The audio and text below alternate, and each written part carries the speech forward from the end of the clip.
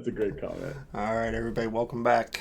I guess it's the start of our season 2, our session 0 slash Fireside chat. Since you all were awesome and got money for our charity last time, we agreed to do this. Um, so tonight's going to be your all's night. So if you want to talk to us about games or ask us questions about our characters, the story, or complain that Nathan takes it too easy on us, which he seems to think he does for some reason, even though we roll all the crits. Tonight is your night to do with what you wish, and then we'll take some time and talk about our own stuff here. We're going to be starting next week with our episode 1, so I will hand it off to y'all, and you all can introduce yourselves or whatever you'd like to do. So have fun. Nate, go ahead. All right, sounds good. Hey, what's going on, everybody? I'm Nathan. I use he, him pronouns, and I'm the narrator for this crew. Again, we're doing this tonight as kind of a wind down from season 1, a wind up for season 2, and just some time to chill before we jump back into some serious business, which will start next time. We don't want to jump into the deep end too much. So glad to be here and ready to answer questions and hang out. I've got some questions as well, but just happy to hang out with this crew again. Hannah, you want to go next? I'm Hannah. You can find me on Twitter at StopItAllWoman. My character for season 1 and season 2 is Miss Fritter. She is an older retired lunch lady, but she is the group's cutter. So she is the she likes to make the hits and the crits and the death swipes. So she does it with such finesse. You may call her Miss Fritter because you're not her friend, and that's kind of her deal. And Shauna's next. Hey, Shauna, Flying Cirrus, she, her, and in this group, I play the Miss Corbin, the team's spider, which is the backroom wheeler dealer, general scary person.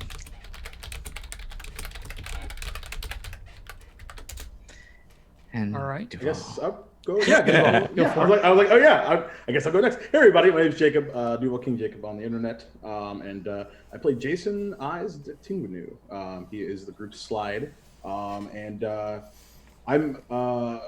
I will say a little surprised to be playing him in season 2. I'm sure we'll get into it. Honestly, for a couple of different reasons, which I'm sure we'll get into. But I'm excited. Excited to chat. I've been thinking about you guys so much. I missed y'all. yeah, see. I guess I can introduce myself, even though I kind of already did. Hi, I'm Josh Saevrick. I use he, him pronouns. And once again, for season 2, I'll be reprising the role of Elias Darman, aka Preacher, who actually I'm also surprised to keep playing for the second season, because I didn't expect him to make it out of the first season. So, yeah, that's all for me. Awesome. So again, if you have a question, throw it up in chat. We'll be sure to answer it. I saw Mustache sent us a couple of questions.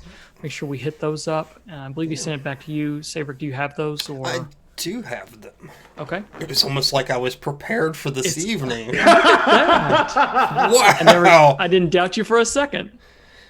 Okay, well, from JP, aka Great Mustache, the first question is going to go to Hannah. What? Yes, No. Hannah, what is No. Miss Fritter's most famous dish or dishes? What is the question? Can you repeat that? What is Miss Fritter's most famous dish or dishes? What's the intent behind it?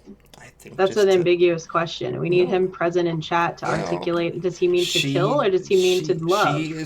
She is a cook Maybe both. by trade, so I would assume signature dishes. Actual Pies dishes. are going to be her signature dishes. She makes excellent pies. Whether or not there's cyanide in them is definitely a technicality. Oh, would you say they're more sweet or savory? Depends on the intent. This is a very complicated question. Why are you so cagey about it, though? Right. I have to call that out.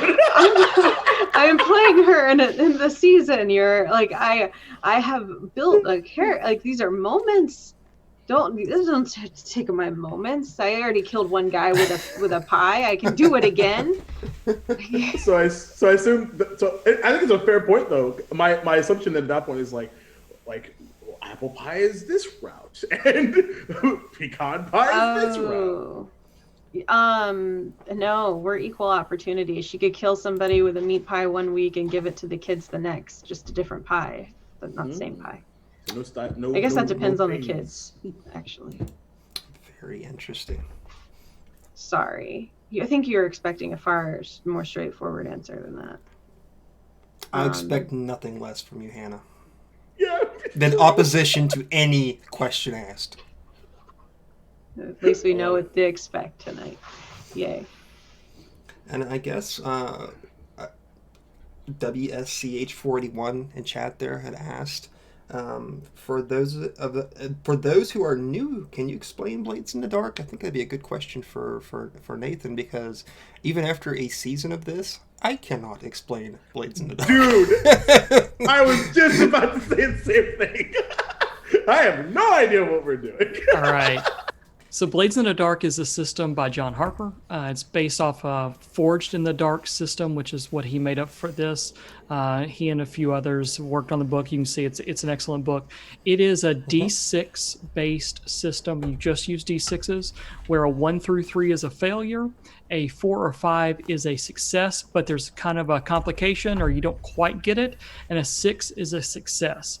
So it lends itself to where you only get what you want 1 out of every 6 times, or depends on how the dice roll. So basically, you don't roll more dice. You don't roll bigger dice. You roll more. So as you get better at a skill, you roll more in a pool, and only the top number matters. So unless you're this crew here who magically, freaking deliciously rolls crits and 6s constantly. In every other game I've ever played, there's a lot more consequences and a lot more failures. So basically, this is an action-driven game that when you want to do an action that is either opposed or may have a result that I or the team find interesting, that's when you roll. So we're not rolling. We're gonna claim that everyone's competent. We're not rolling for everything. We're rolling for things that matter. Some of the other things that are cool about the system is you don't pick your gear before you actually. It's a heist base, so you're going into the adventure with a specific target in mind. So it's like playing in Ocean's 11 or any of those Ocean's movies, or any of the even the Mission Impossible. So you jump in and you have something to accomplish. So you don't have to pick your equipment. You don't have to pick some of that kind of stuff. You also have the ability to flash back in scene that allows you where you don't have to spend hours planning. You spend your time doing, and then you call out as a player, I would like to flash back and say that I'm prepared. So it exudes competence in the players and in the characters without having to go through hours of, well, what if this happens? What if this happens? You don't have to worry about all that. So you basically also kind of keep 2 different stats, which is kind of cool. You keep a physical stat, which shows how hurt you are. You also keep a mental stat, which is the stress it takes to do this job, to do what you do.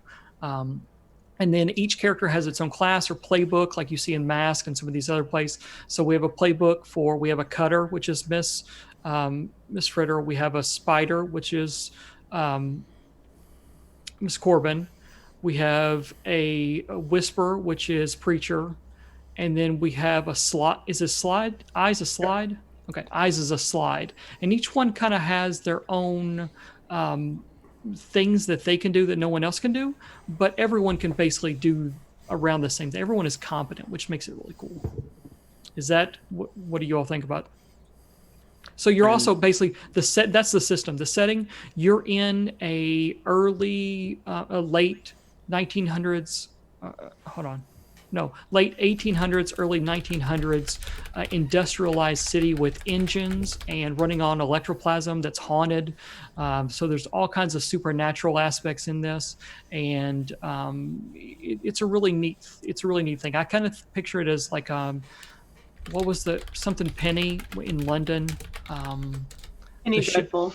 Yeah, Penny Dreadful. It's kind of like that in London. So There you go.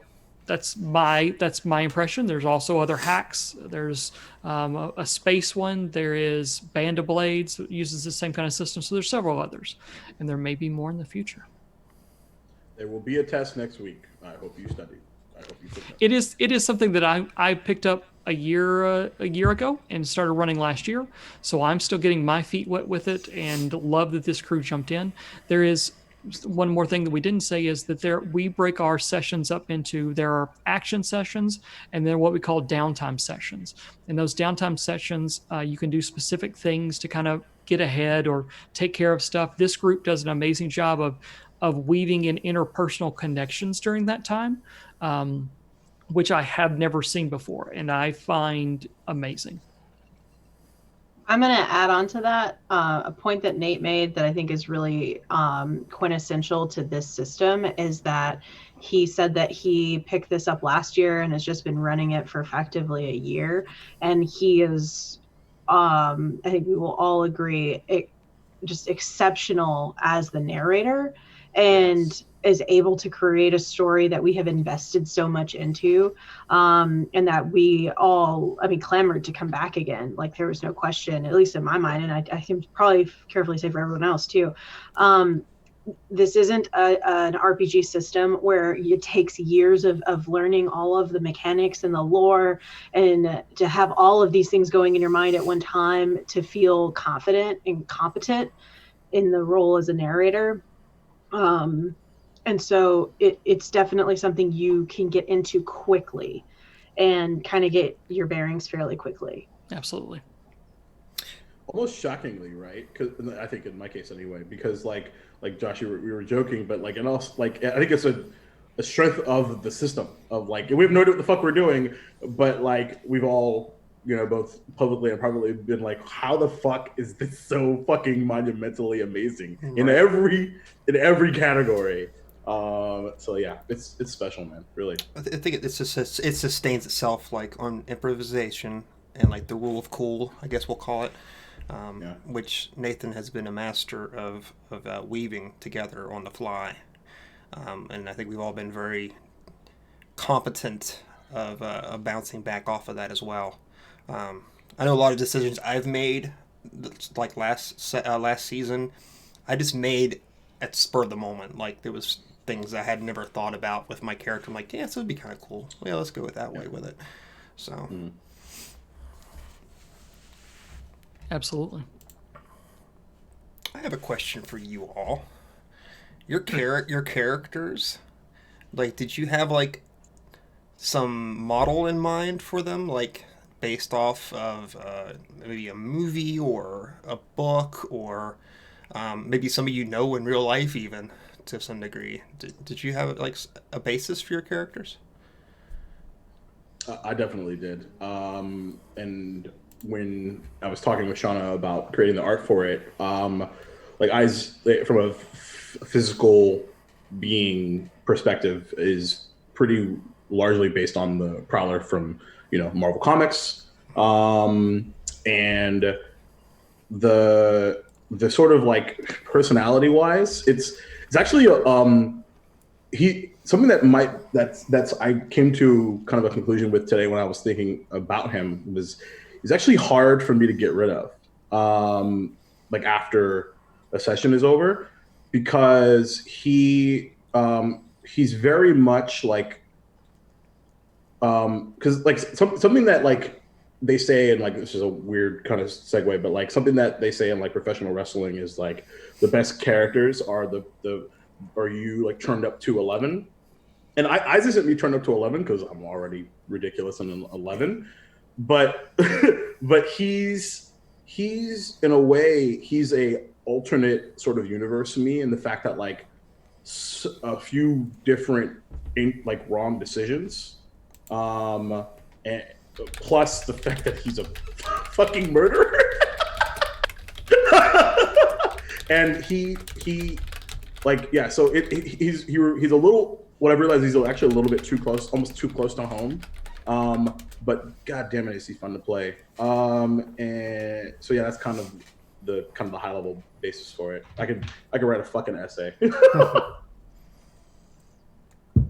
Shauna, is Miss Corbin based off anybody in particular? Because Miss Corbin is probably, I don't want to say this to bring anybody else down, but Miss Corbin's probably my favorite character.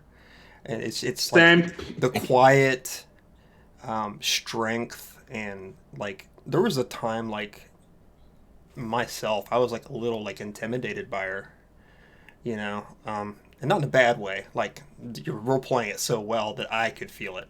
You know what I mean? Thanks.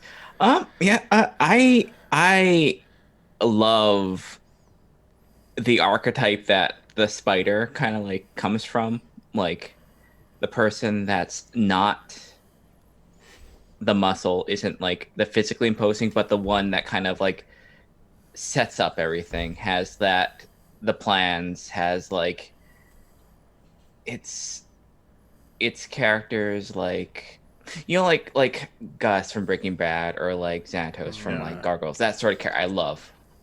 Oh yeah. I also love characters that at least from a certain aspect like of myself, that is like kind of closed off a little bit, like that's that part of my persona like amped up. Like she plays like through the season, like Miss Corbin was like definitely like a slow, at least for me, is a slow burn character where it's like she will give as little information to, like, because it's like it's a lot of shielding, a lot of like protection, because like if she doesn't have like that air about her or that reputation, like she's small, she is not like someone that they bring to a fight. And that was one of the things. Also, one of the things was that like there is a certain like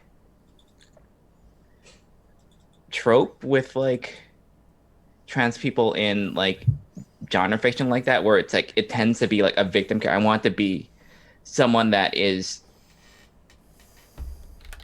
kind of like in charge of her own destiny. She's sure she's on top of her, like she has a certain amount of like narrative power to her, that sort of thing.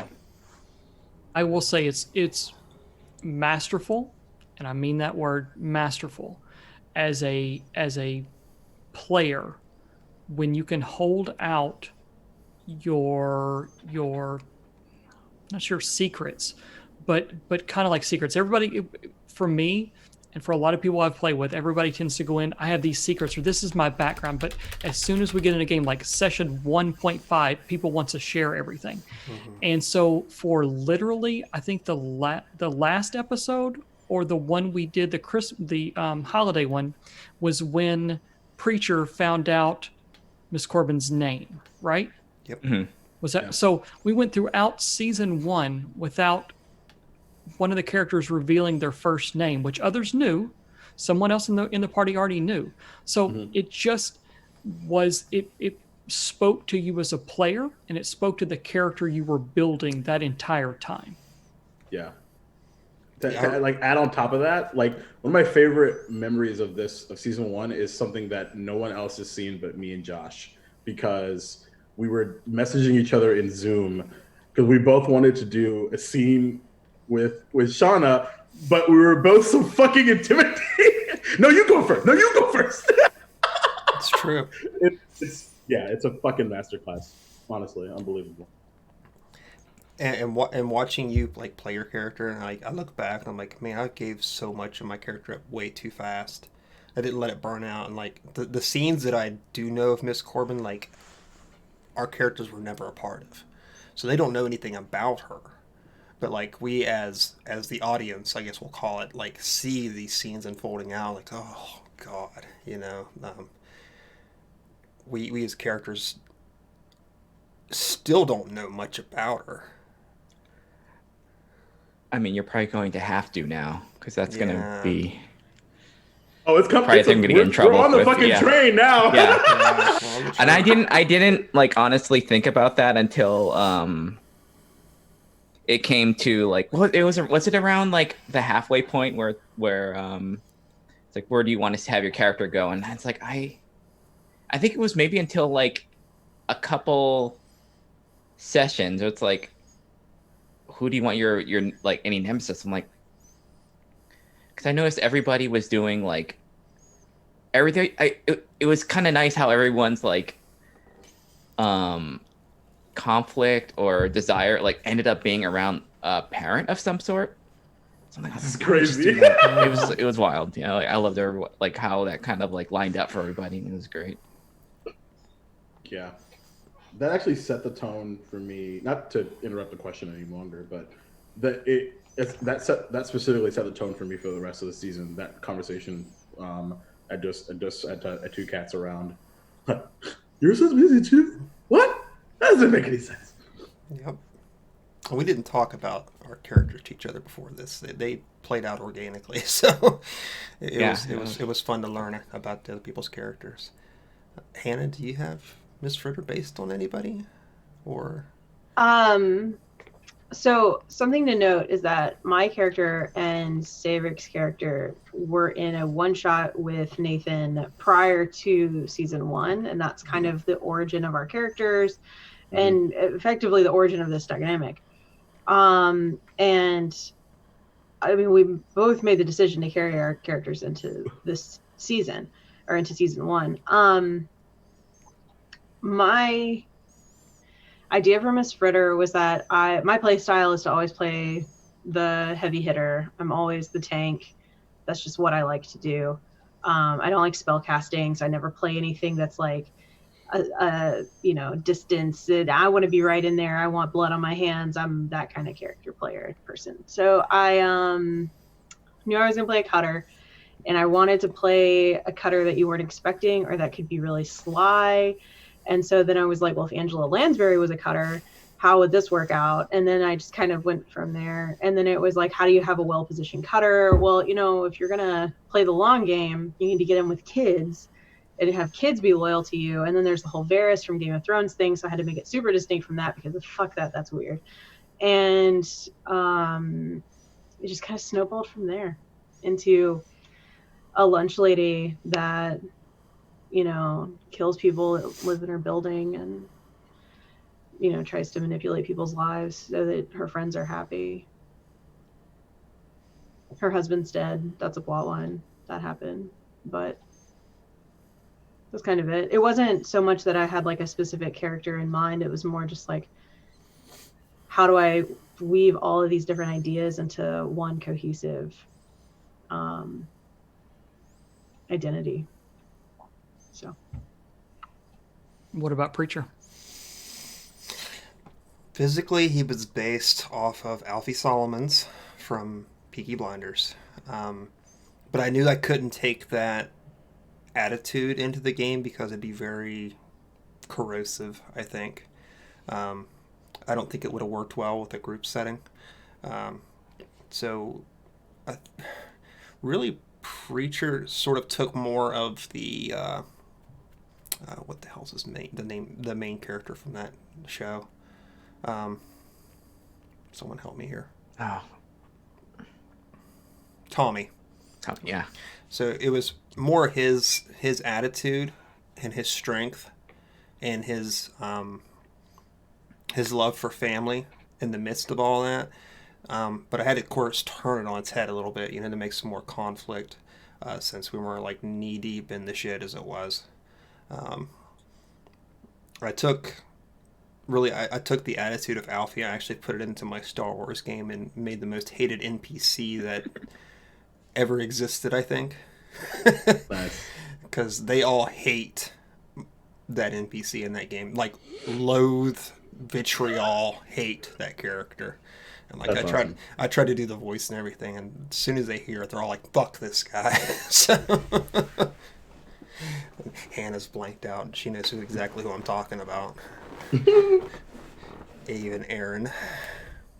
So we had someone ask about a short summary of season 1. Yeah, I mean, it's hard. You want me to do it?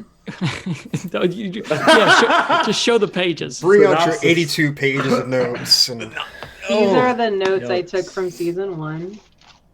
All of them. So it was So the overarching thing, what to me was the group's formation, the group's announcement on the city that they are a player in the faction wars, so to speak. And then we took each individual person, and this is where I think it shined, is that we took each individual person, each player, and said, what do you want to be doing? What's going on in your life? And each player kind of got involved in each other's lives. Whether it was Preacher trying to get back his son Ezekiah, saving him from literally saving him from a water demon type deal named Satara that had plagued their existence, whether it was Isa's son being brought into the game and then captured by or taken hostage, kidnapped, whatever, by a rival crew, and having this crew absolutely demolish them. Whether it was Miss Corbin and trying to get into a higher tier of society and into one of the other factions, or whether it was Miss Fritter with the down to earth things that were going on around her in Crowsfoot and affecting her friends and family that were around her. So we basically took that and kind of played off of it each time. We had some we started out with a heist. We had a couple of heists. We had a couple of theft type jobs. We also had some just amazing role play to come out of situations I never dreamed of. I don't plan plot. I plan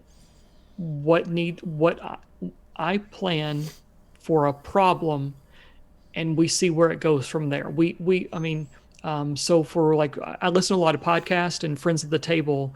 One thing Austin Walker always says is you play to find out what happens. And for the longest time, I never knew what that meant. I was like, okay, that's dumb. Like, what is that? He's absolutely correct. And that's the highlight of this game is I have no clue what's going to happen. There were so many times, even in season 1, where I sat speechless because I never dreamed what was happening was actually happening. Either choices people made, or the way the characters wanted to go about things, or what highlighted it. So my plan is to throw something at you all, talk with the players, and say, what do you want for your characters? What do you want conflict? And let's try to weave it all into a world that feels alive, because the world also needs to feel like it's spinning around you all and things are happening that you all may not know about or may be going on because of things you've done. So it was kind of that. And that's where we're going to lead into season 2 as well.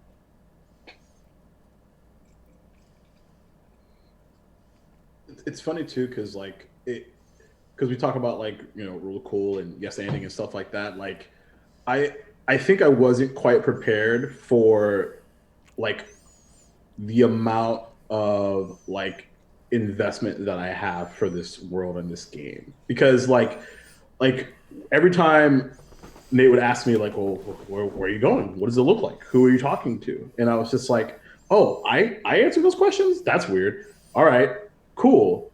Let's do it. And then after the first time, I was I'm really shitty at notes. I'm the exact opposite of Hannah. I'm anti-Hannah. I am terrible. My notes in Google Doc is a page and a half. And it's bullet points. It's not even great bullet points. It's I wrote this location down. I don't even know what that is. But I was always blown away to how cinematic it felt for me, both when I was acting as a player and both watching everyone else play. Because there are times where we're one of us is probably hanging out for a little while, and it's just what is Miss Fritter going to do now? I don't know. It's probably gonna kill me, but it's gonna be awesome. So it's just great. Yeah, Jacob became my chat buddy when we watched the. Oh my god, there is a lot of Yeah. Yeah, it's great. I will say that was the initial downtime that we had was so monumental in how the rest of the game played out. Because if you'll go back and look at that first downtime, Jacob asked, can I have a conversation with, can Eyes have a conversation with Preacher? And I'm kind of like, sure. I mean, great.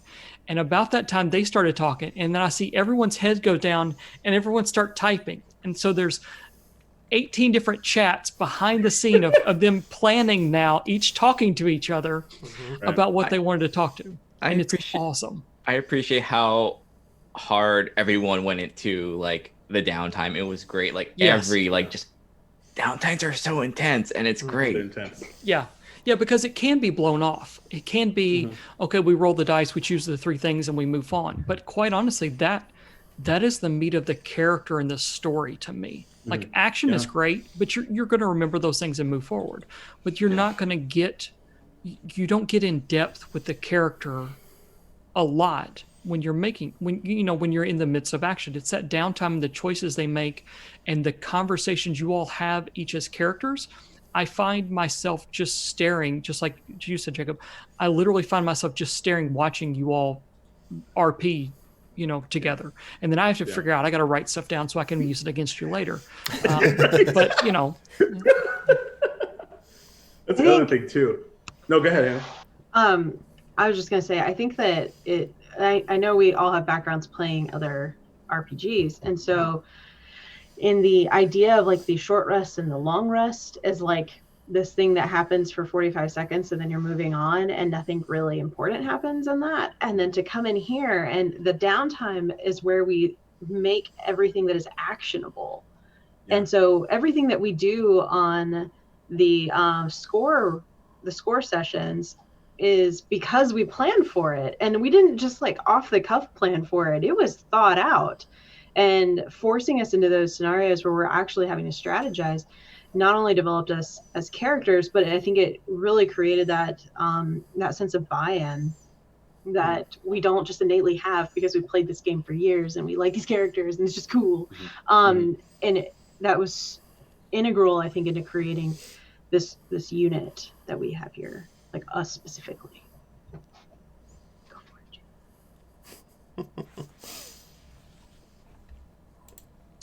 I think we answered. I think everyone answered because I have a question for everyone. If sure, that's okay.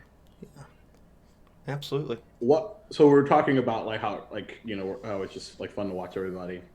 What's your favorite scene that you were not in? Mine, honestly, was the very end with Miss Corbin and her father. Yeah. That was my favorite scene. I about fell out of my chair. Yeah, because it wasn't, like that action-filled scene, but like just the way that Shauna approached it and what she said as Miss Corbin, like it was just like, oh my God, like stepping over your body. Like I will never forget that line. I mean, that's such a visual, Yeah. Yeah. That's up there for me too, because it provided so much context for every second. Every moment of that character before them in one scene. I've never seen anything like that before in any game I've ever watched or played before from that perspective. Good shit. Who wants to go next?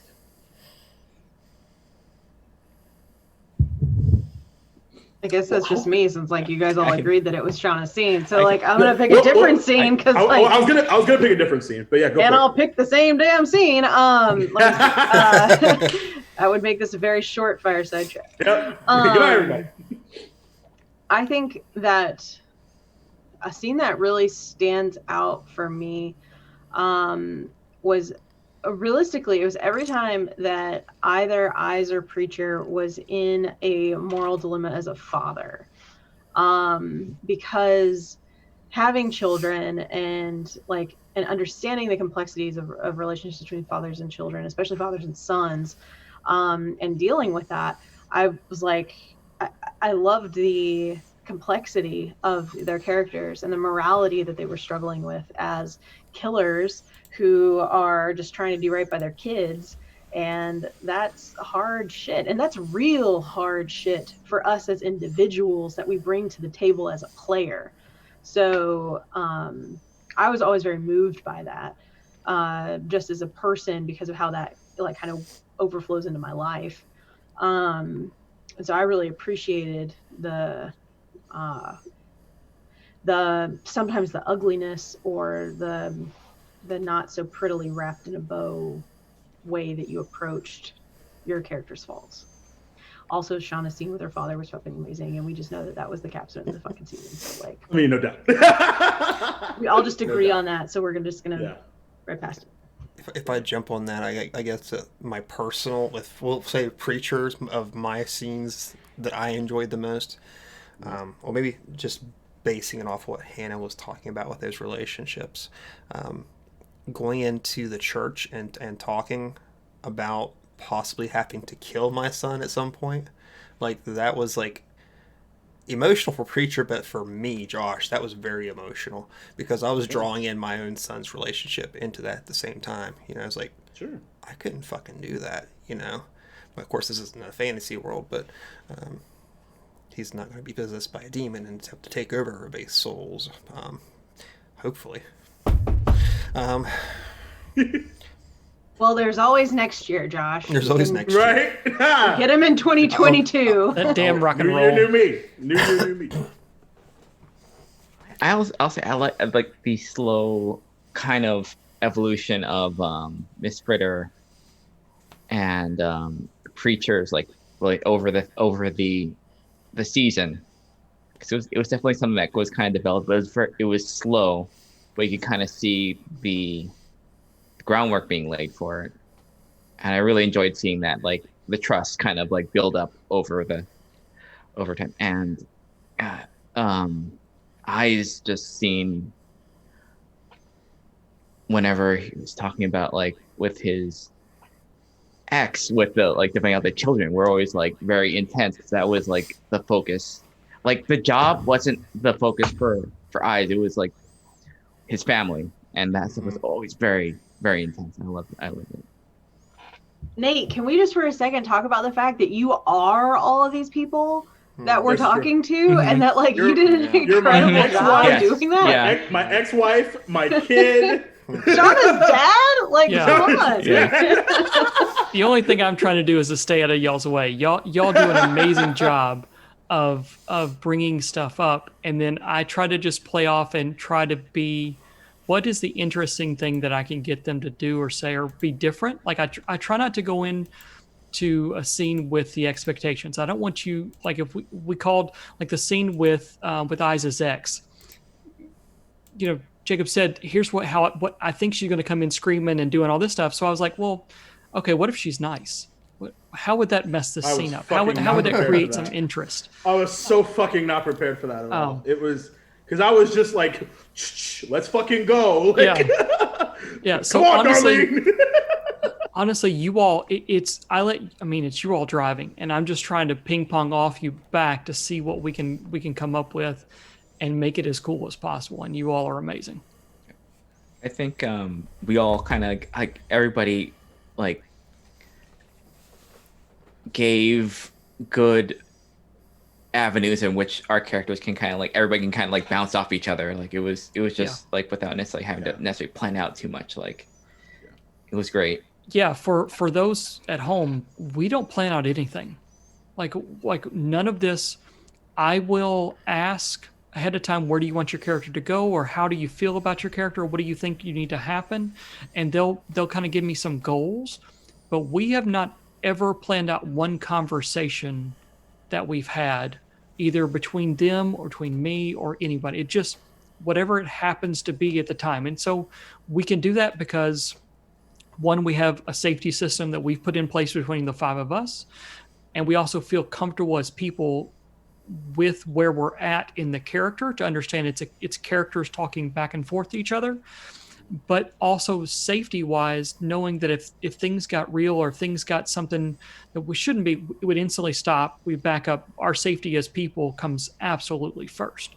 So because we have developed a little bit of that trust, we're able to jump into a scene and stuff is organic. You know, it's definitely not planned out. I will say, piggybacking off that though, the end of the season where Miss Fritter and Preacher end up like kind of on the precipice of something happening between them, that was previously discussed, and I was super deferential to where Josh was going with Preacher because I didn't know if Preacher was going to live or not. And so I was like, hey, if you make it, I feel like this is kind of a natural progression for our characters. But like, this is a thing that's happening with your son. And so like, if this is about you and Ezekiah, like that's cool. If we want to do this, we can. And like, I was very deferential about it, but I did see like that was that seemed like a natural thing to progress into. So that was I think that's the only time that we ever planned anything between our characters, at least. But like, no.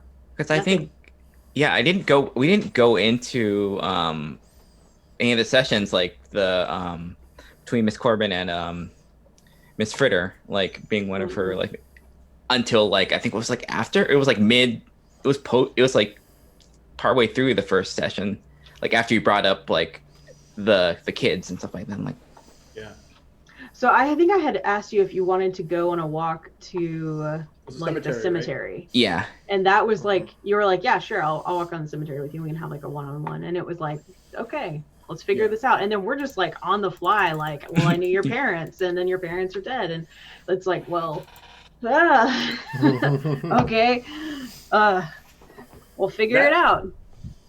That like actually that scene specifically is like is my answer actually. Like that's because for me as a I just love watching everybody play, but I was so not prepared for how natural you guys just shifted into that scene. It was fucking crazy because you didn't even like, I forgot who actually went first, but I think it was Miss Corbin. And I think like you walked up, and then like Hannah started speaking, and I was just like, wait, what? Like not even like anything, nothing was like revealed yet or anything. It was like, wait, why are you there? That doesn't make any sense to me. Excuse me, I would like to rewind, please. But it was like, but it made me realize, oh fuck, I could do that. You know what I mean? Like it wasn't not that like I had to ask for permission or anything like that. It just never like dawned on me to do something as fucking cool as that. That's how badass that scene was. That's my number one.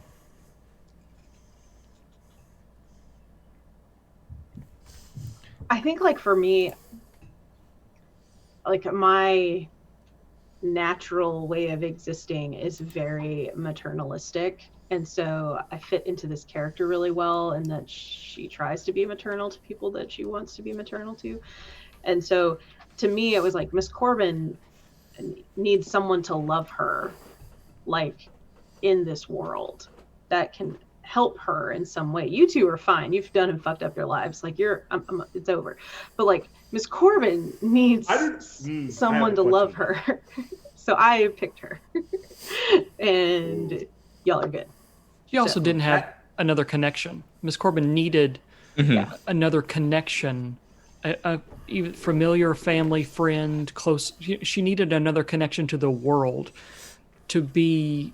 It makes you more believable when you have, when you have those other connections. No one's a robot, and so you can't just be business all the time. And so that was a peek behind where she was, and that she's still the humanity inside that she tries not to show because it could be perceived as weakness.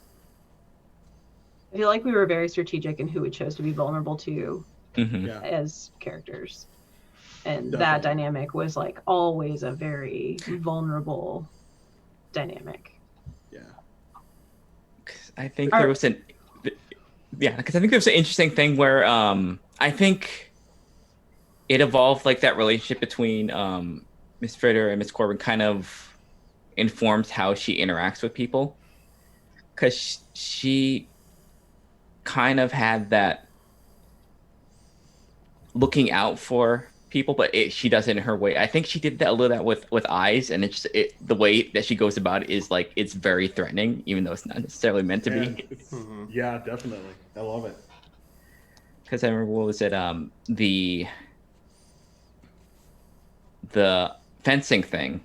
Oh my god. Because I remember I had going in. This is her way of like making sure that like this is going to be 2 steps into this. You have a family. Yeah. Are you sure about this? But I remember you, and I think people, it's like, how did you initially like take that scene? Because I think you had a different read of it. So the it kind of piggybacked on the previous scene at Miss Corbin's place in my mind, because between those two scenes, like I was talking to Nate about this. I was like, yeah, I think he's done. I think he's gonna walk away now. And literally like I actually was like, even like all afternoon, I was like, oh my god, like I've never had like this experience with like a character before, where it's like, all right, well we still have 3 more episodes and he's gone, like, you know what I mean, like something like that.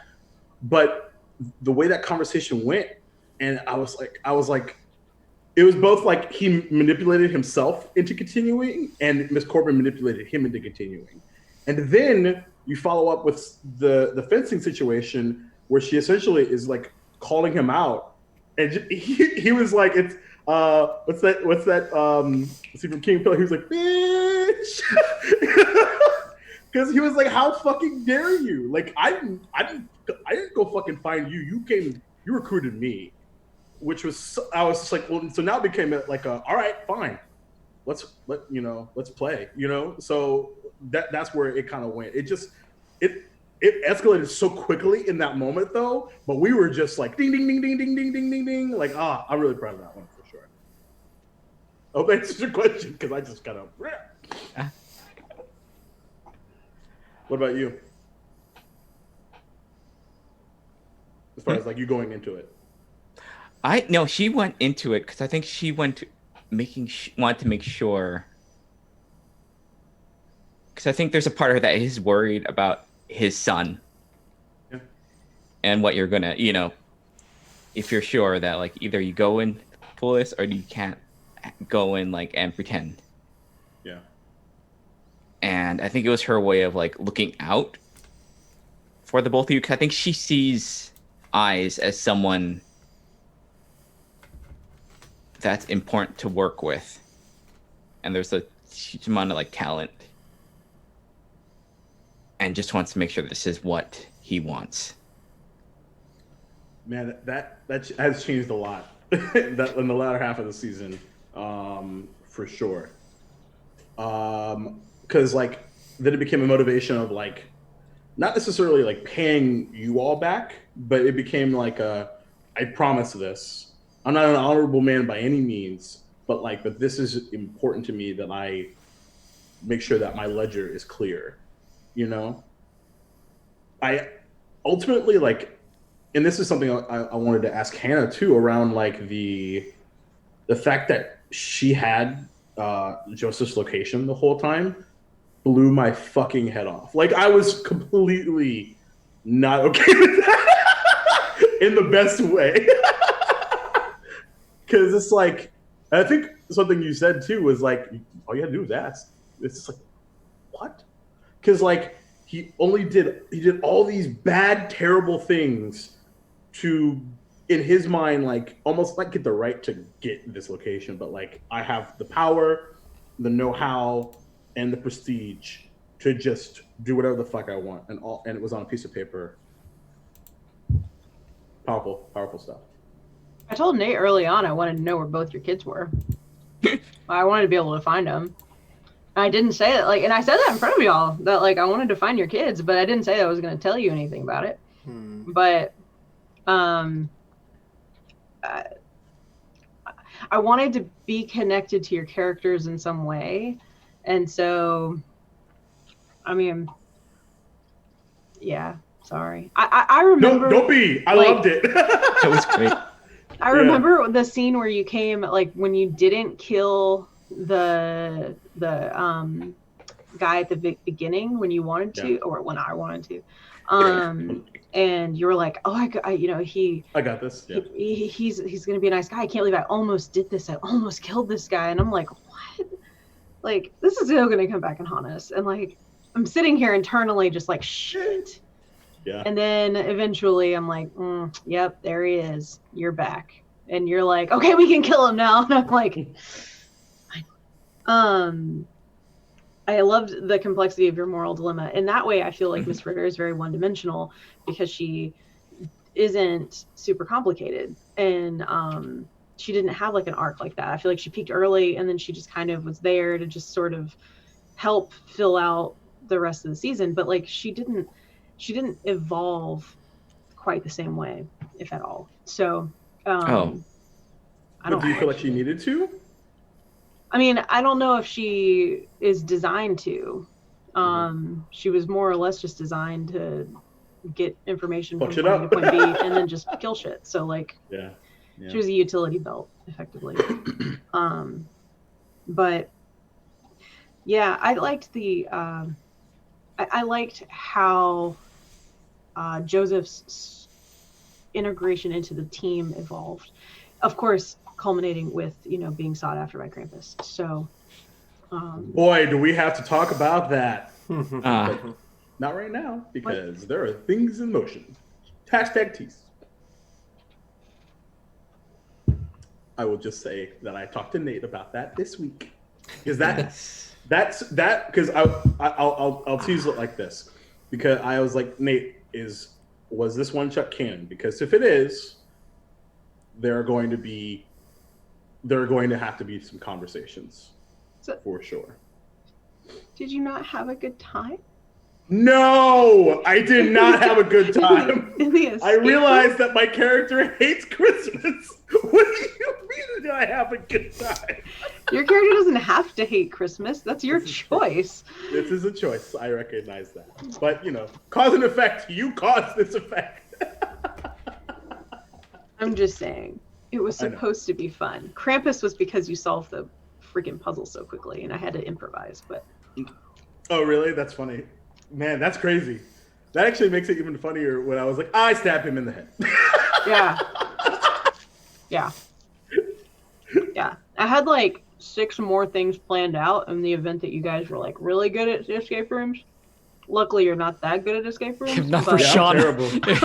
Not for Shauna. The other 3 of us were like, I don't get it. I was proud I did like one thing. That I was like, cool. Yeah. I'm satisfied. Yeah, I saw one word. I was like, that's my contribution. Yep. I forgot how many escape rooms I've done before like that thing. So like we just like, have you played like I forgot that every time I go home I make my family go through those things. That's amazing. Yeah, absolutely. Ooh, there's a good question in the chat. Oh yeah, I saw that. Least favorite, scary, unknown, stressful, etc. moment from season 1. Ooh. There's a lot of them. There's a lot of them that were stressful. I mean, everything was stressful. I think. For me, when Preacher left the church without his son, I about flipped a shit. Because I was like, it was like this fast realization of, I'm the last one in here. Everything is bad. This kid is drowning. Everything is bad. No, seriously, everything is terrible.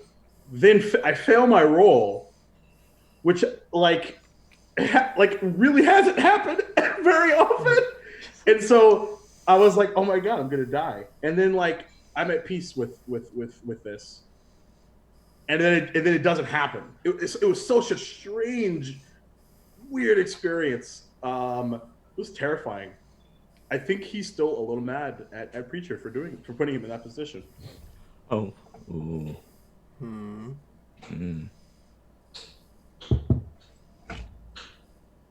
It's gonna be anybody else? Too, y'all. Stressful, uncertain times during the season. I don't know if I'd call it any of those in particular. I know there was a point where I wanted to talk to everybody about what was going on with Preacher. And that's the time I think right around where Joseph got kidnapped. So we were all meeting together, and of course, Eyes, rightfully so, was flipping out. My kid just got kidnapped. Why are we here? Blah blah blah. And I think as a player that was stressful for me because I want to talk to you guys about this so we know what we're getting into, and I don't know that it ever really got talked about till the very end, if I'm not mistaken. I really wanted to have a heart-to-heart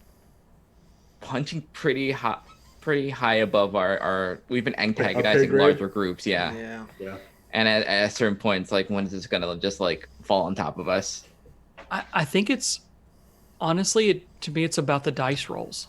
You know, you all do a great job of calling in flashbacks and using your stress. I mean, the fact that does anyone have a trauma? No one's taken even a trauma. So you manage your I was stress. close last time. Right. Yeah. Oh, yeah. There's several of you that are pretty close. But none of you even have a trauma yet.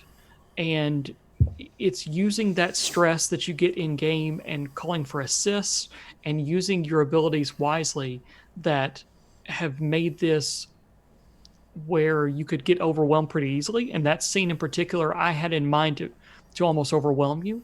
But every time that I brought forth a challenge, someone, said something and did something, and there was a couple assists, and bam, knocked it out. So it's an amazing thing to watch that happen. But I will be ramping that up in season 2, 100%. Of course. Of course. Nice. Wouldn't have it any other way. I think that's also like my favorite thing about it in a lot of cases is we almost like demand expert mode. We want bad shit to happen. Yeah.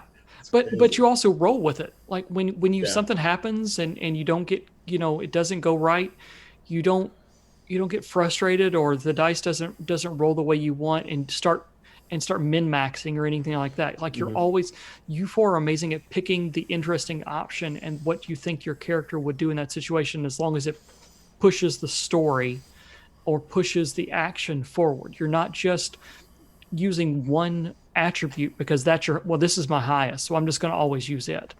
That's not how this group works. It's like, hey, let's screw something up. Let's see what happens. And that's super cool. To be fair, I kind of do that. I kind of like, this is Prosto. Yep, definitely Prosto. This is the only thing I want to do. Damn, good question. You were just talking about the whole scene about rescuing Joseph. That was actually the first time that Preacher had actually killed anybody during the whole season, too. That's how close that he felt with Eyes and in helping him get his son. Like, he went past that limit for him. And reflecting back on the end, Jacob, I think Preacher had more faith in you taking care of Ezekiah than he had in himself. Yeah, for sure. For sure. It was absolutely like gut-wrenching, but I loved it. It's just like, because it's I think like that's choices anyway, right? Like it's with the best of intentions, right? Mm-hmm. But like my very immediate reaction was like, what are you doing? But yeah, I love it. I had no intention. If Preacher had died, that also you were section, like super hurt too. Well, yeah, he was, but like his focus was in there. Hurt. It was to take out Satara, no matter the cost. Right. That actually reminds me too, to your point around like you were ready to like drop the hammer. Mm-hmm.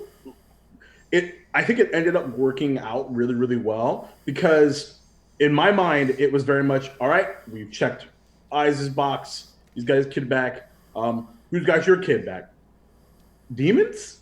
No, shut up. What? What's a demon? And then it just kind of was just like, okay, because Isaac has a very wide comfort zone, and like that was the first time, like two things, right? Killing somebody, and then like I can manipulate like anybody. Corbin's way better at it, but still, like, it's different manipulations. Yeah, like you're definitely on the fly, right? And so it was the first time that he was like, I can't out talk this, I can't out manipulate, I can't out agility, because like, okay, I'll talk you, cool, I'll out agility you, or I'll outshoot you, or whatever. That was the first time he was just like, I don't have any moves here. What the fuck do I do? Like, fuck, I finally got the damn dagger thingy. Yeah.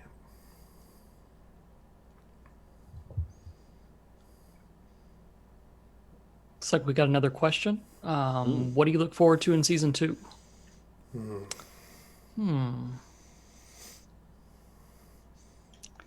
So, having talked to most of the players now, having heard kind of where their heads are at, I'm going to be checking in this week to confirm where they want to be on a personal level, like where they see their character going, what they want from their character. Because to me, again, we're all players first, and you have to get what you want out of this as a player. Like as a human being person, we're not, we're playing this game to have fun. So what do you want out of your character that makes it fun for you? Whether that's, I want to do, X, Y, or Z, whatever it is. So we'll figure that one out. But I think as a entity, the Ash Syndicate has arrived. We're going to move them up a tier, so they're going to get a little bigger. There may be some other aspects of that as far as managing other people and getting other people around you all. But you're known now, like you're a known commodity, a known quantity within Duskwall itself. So it's also going to be dealing with some of the blowback from that. Like how do the Bluecoats treat you now? Whereas before you could walk by them, they didn't have any clue who you are. Guarantee in season 2, they're going to know who you are. And so, whereas you all were able to run and gun at people in season 1, it may be that season 2, you get run and gunned at. So we'll see what happens and what piques y'all's interest and where we go. But I definitely have some plans and what's going to happen. But I mean, describing where I think it's going to end up, there's no telling on that.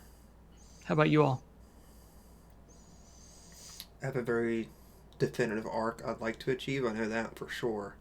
But I'm looking forward to seeing the relationship, of course, between, Preacher and Miss Fritter, to see, how that develops further. Because right now it's very tentative, I think. But of course, a lot of shit's been going on. Now that situation's sort of been resolved, like, where does this bloom from that point? And secondly, Jason's son is very young and is not going to be involved. My son, on the other hand, is of age. He could very well want to be involved with the Syndicate. So I have to decide how Preacher would handle that situation. Not only from a family standpoint, but also from a Syndicate standpoint. Because if you look at like a mafia or something like that, the difference between blood and the family, we'll say, they're very clear and defined lines. So how he's going to handle that is still kind of a mystery to me. I'll be honest with you. I'm not sure how I'm going to handle that just yet until we get exposed to that situation.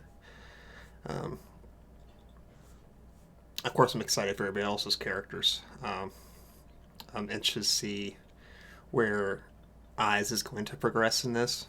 Because he's sort of made that step forward now. Like, okay, I am a part of this. He's made big sacrifices. Gosh, like how is his family going to operate within the syndicate itself too? You have to think about that. And of course, Ms. Corbin making the large step forward. And where I see her as the head. I do. She's the head of the syndicate in my eyes. She's the spider after all. So where is she going to take this group forward? I'm looking very forward to seeing the hell or ruin or achievement that we get based on her decisions and her plays. Because Preacher's not good at talking. So yeah.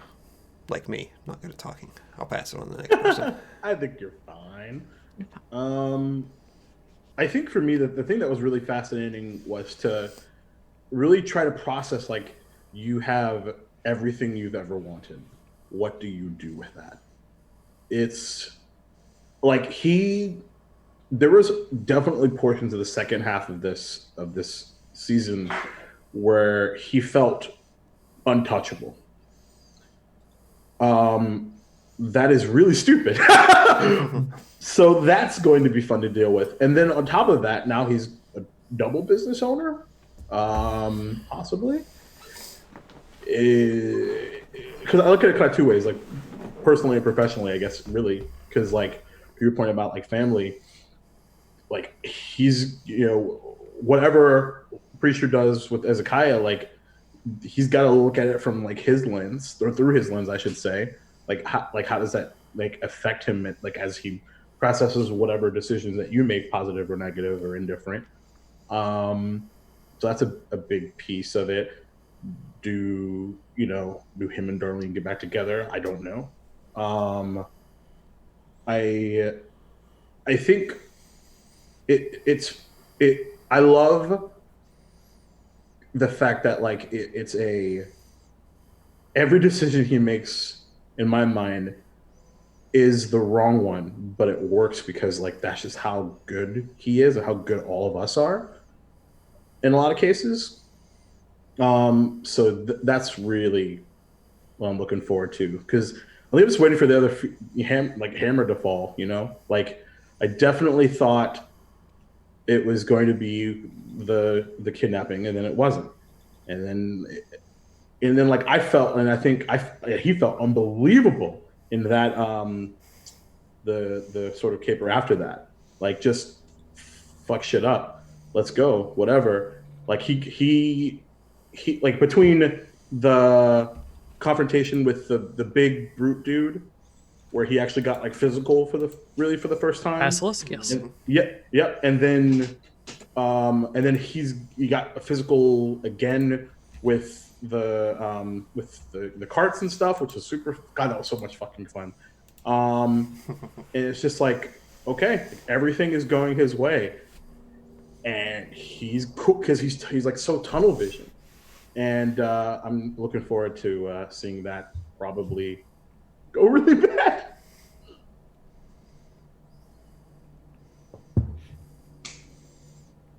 Who wants to go next?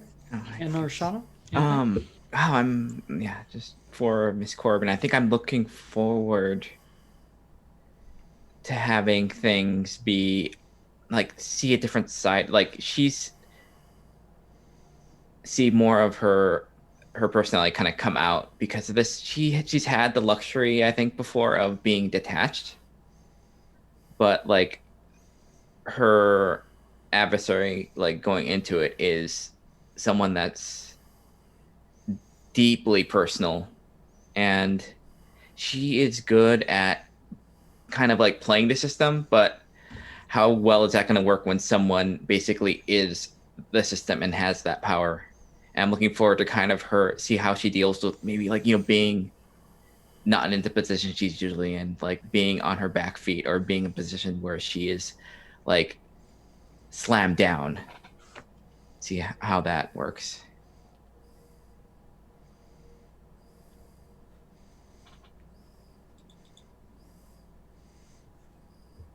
Guess I have to go. I was too nice to Fritter in season 1, and I will not be in season 2.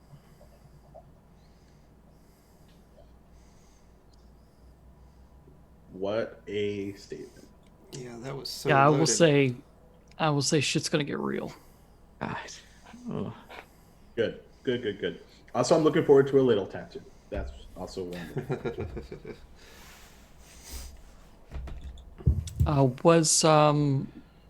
Great Mustache had another couple questions, right? Because I think he had a question for each one of you. Yeah, some of them are easier to answer than others. Yeah.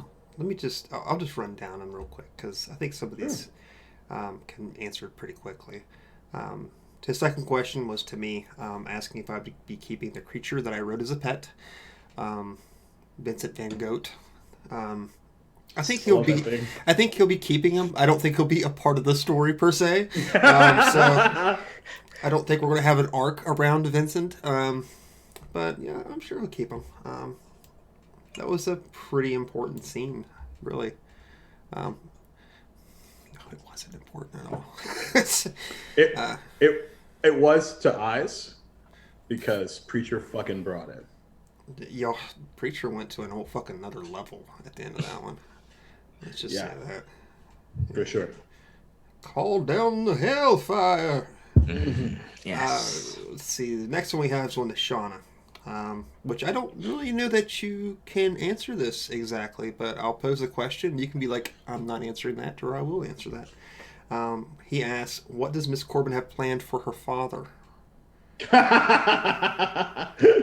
As I lean in, interested. I think it's for her. She doesn't want to kill him necessarily. She wants to see him ruined. I think they are people that hate what the other represents. And I think it's just a matter of showing them that she can do it. Like someone from her background can, make it to, the what was it? The White City, or was it the that little like island where all the White Crown? Yeah, White Crown, yeah. And he is an obstacle, both personal and professional. And she just wants to, just see him ruined before her, basically. I, as a player, am very curious to see if Miss Corbin would put us at the expense just to see him have his downfall. My answer to that is a resounding abso-fucking-lutely. I wonder, because I don't know how far our relationship has gone. But Miss Fritter isn't going to object to that. Miss Fritter's going to be right there. No, I think no one's seen her like, out of control or like not in control. So I'm curious to see where that goes. Like, I don't know. Yeah. Like the first like oh my god, what happened is like when like one hair is like right here, and it's like, what happened? What happened?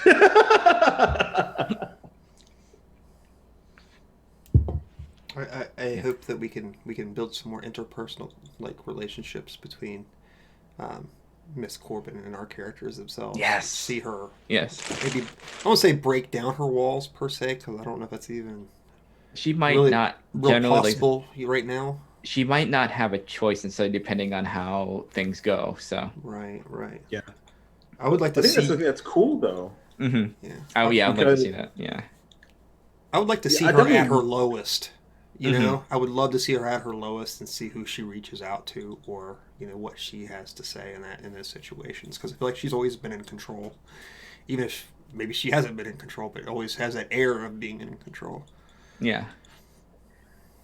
Or that everything about her is like she has kind of sculpted it to do what she wants. And yeah, go ahead.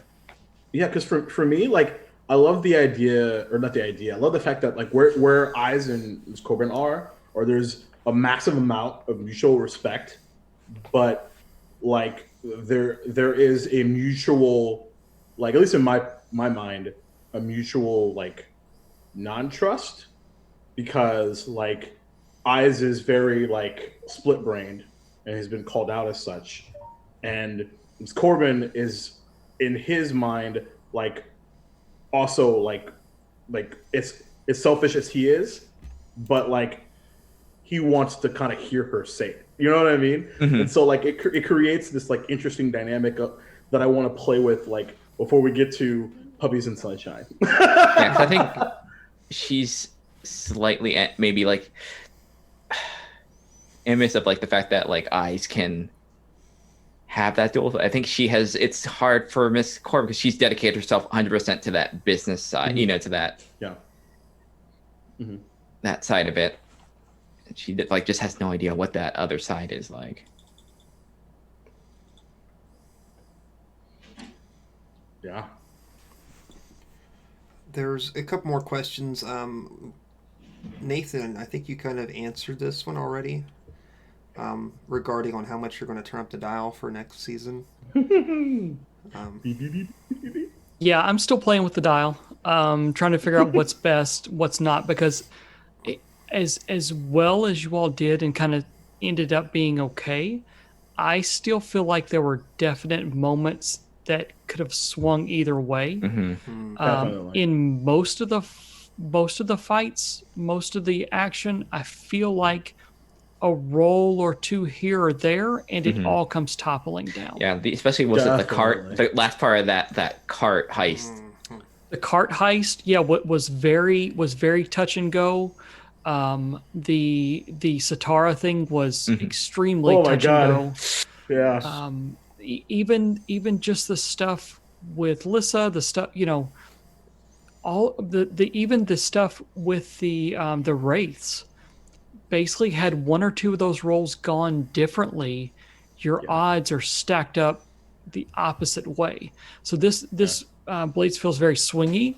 So I'm still trying to get a feel for it, but I don't want to put too much on you to overwhelm what your characters can do. So it's honestly going to be kind of up to your rolls. But I promise you this, that when those rolls fail, I'm gonna ramp up the hurt on the rolls, because that's where I need to be forcing consequences. Is within stress, within anger, within other things that can be brought in outside of the immediate action. That's the stuff that I will be doing. So you probably won't see like more enemy. It's not going to be 2 bosses instead of 1, but it will be, if you fail, that boss is going to do something either in game right then, or there will be definitive consequences for actions. So yeah, Sure. Because what we're 2, right? We're tier. You're going to be level. You're going to be tier 2. Yeah, because some of those like tier 3, tier 4, tier 5 are nasty. So you're also probably going to be, if you go up against some of those bigger tiers, I need to enforce the lesser effect more, because you win at everything. Even though you were punching up this season, you still kind of punched on the same level, and part of that's because of how you planned and how you did things.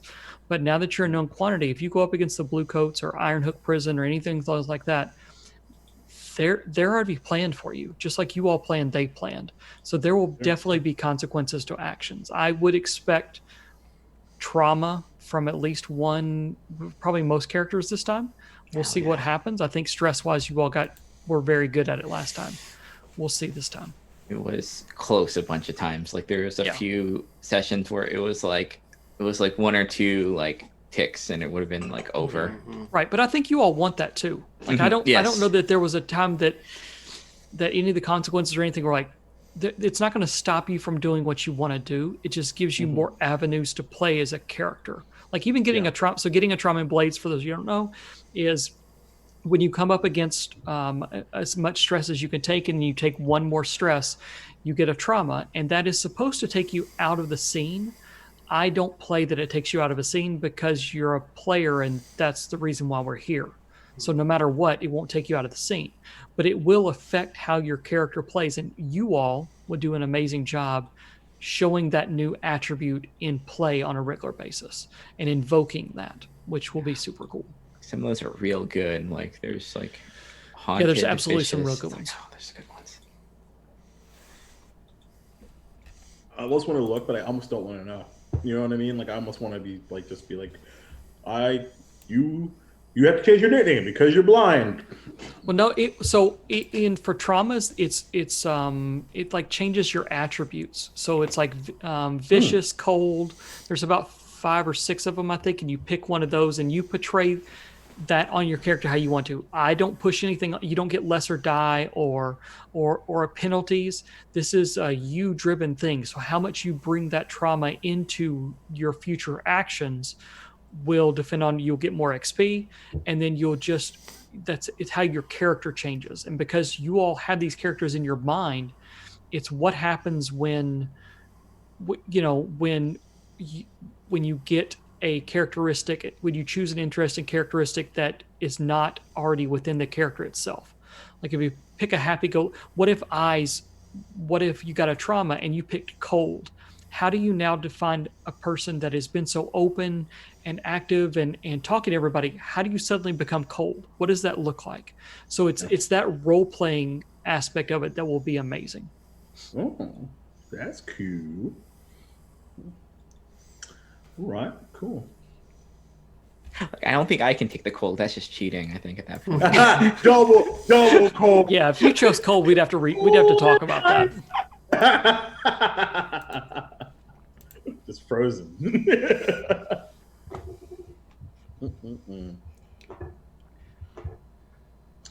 Were there any other questions? There is one other question. I'm not quite sure I understand it. He's in chat right now. The question verbatim is, after meeting an interesting skull, will eyes get a can with the skull, perhaps with jewels for the eyes? Well, I mean, it's an easy answer. No! Fuck that skull. That skull's great. Oh no. That's really funny. Oh, Cane. Okay. Yeah, the cane's a no-no. Get a cane with a skull. Okay, that makes a lot more sense than a cane. Okay. Okay, interesting. I don't think so. He did have a walk with a limp for a little while, but he's alright. He's alright now. But maybe. Like he sounds like you want him to go pit name Slipback. Are we talking about the skull from the escape room? Yeah. Yeah. Of course. Do we realize who that is? What entity that is in that skull? Do we all know that? Like, Nate knows it, but like, does anybody else? Like, okay, yeah, you sure you just hang out with that skull. Sure. Hang out. Yeah, chill out. Let's see if it drives you mad. Don't take it home. Yeah. Don't take that thing. I did not. I did not take it home. Also, like that is actually a good question. Are we remodeling? Like, we're getting that fucking thing, that entire room, the fuck out of there, right? I mean, like, that whole thing. I mean, that's up to Preacher. That's Preacher's purview of expertise. And Miss Fritter. Wait, the skull or the room? The skull, like anything supernatural, like. Oh yeah. Yeah. No, I meant the physical room. Like, fuck that room. Miss Fritter spent a lot of time. That room is fine. That room's fine. It represents a very negative experience for eyes. It is where it's not. It doesn't have to stay open. It can be closed with a thing. There was a bookcase in front of it. Yeah. We'll just put it back. I can see Eyes like getting a shiver every time he hears that bookcase open. Yep. Like, I just got a shiver thinking about it, and I think that's awesome. Now that Eyes knows that room exists, now it's like, no, it's different. Yeah. that room that skull was always there. That skull was always there before. Exactly. Like y'all will be talking to him, and you'll be like, hey, I'm just over here just grumbling, just staring at the wall. Like, nope. I do not want. So what, from an overall perspective, what do you all want to see differently? What are there aspects? So this is as a GM to players. Are there aspects of Duskfall that you want brought into season 2? Are there places we haven't gone that you want to go? Are there things that I know that we're going to dip into the supernatural in at least one aspect with one character that is not the demons we've done before or the spirits as we currently have them. So we're going to get a little bit more into that and probably get a little bit more. I would like to get a little bit more into the tinkering side of things, the engines and the whirligigs and to kind of highlight that a little bit too. I think we highlighted spirits and the gangs, the factions pretty well. But are there, as you all think, I mean, the city can be whatever we want it to be. Are there things that you came about that were in season 1 that you're like, I want to bring that back. I want to bring that NPC back, or I felt like there was something there we didn't hit. Because a lot of times I throw stuff at you and see what hits. Some stuff hits, some stuff misses, and that's perfectly fine. I want to get a casino now. From chat earlier, so I would like to procure a casino. So if you can just kind of put that in somewhere in Duskfall, in which there is a casino that I will eventually own, and I'll be the ultimate pit boss. Okay. I've retired from the school system. I'm gonna go work at a casino now. Yeah, there are definitely places that illicit dens with games of chance and things like that. So it would be nothing. In fact, I got a good idea. Okay.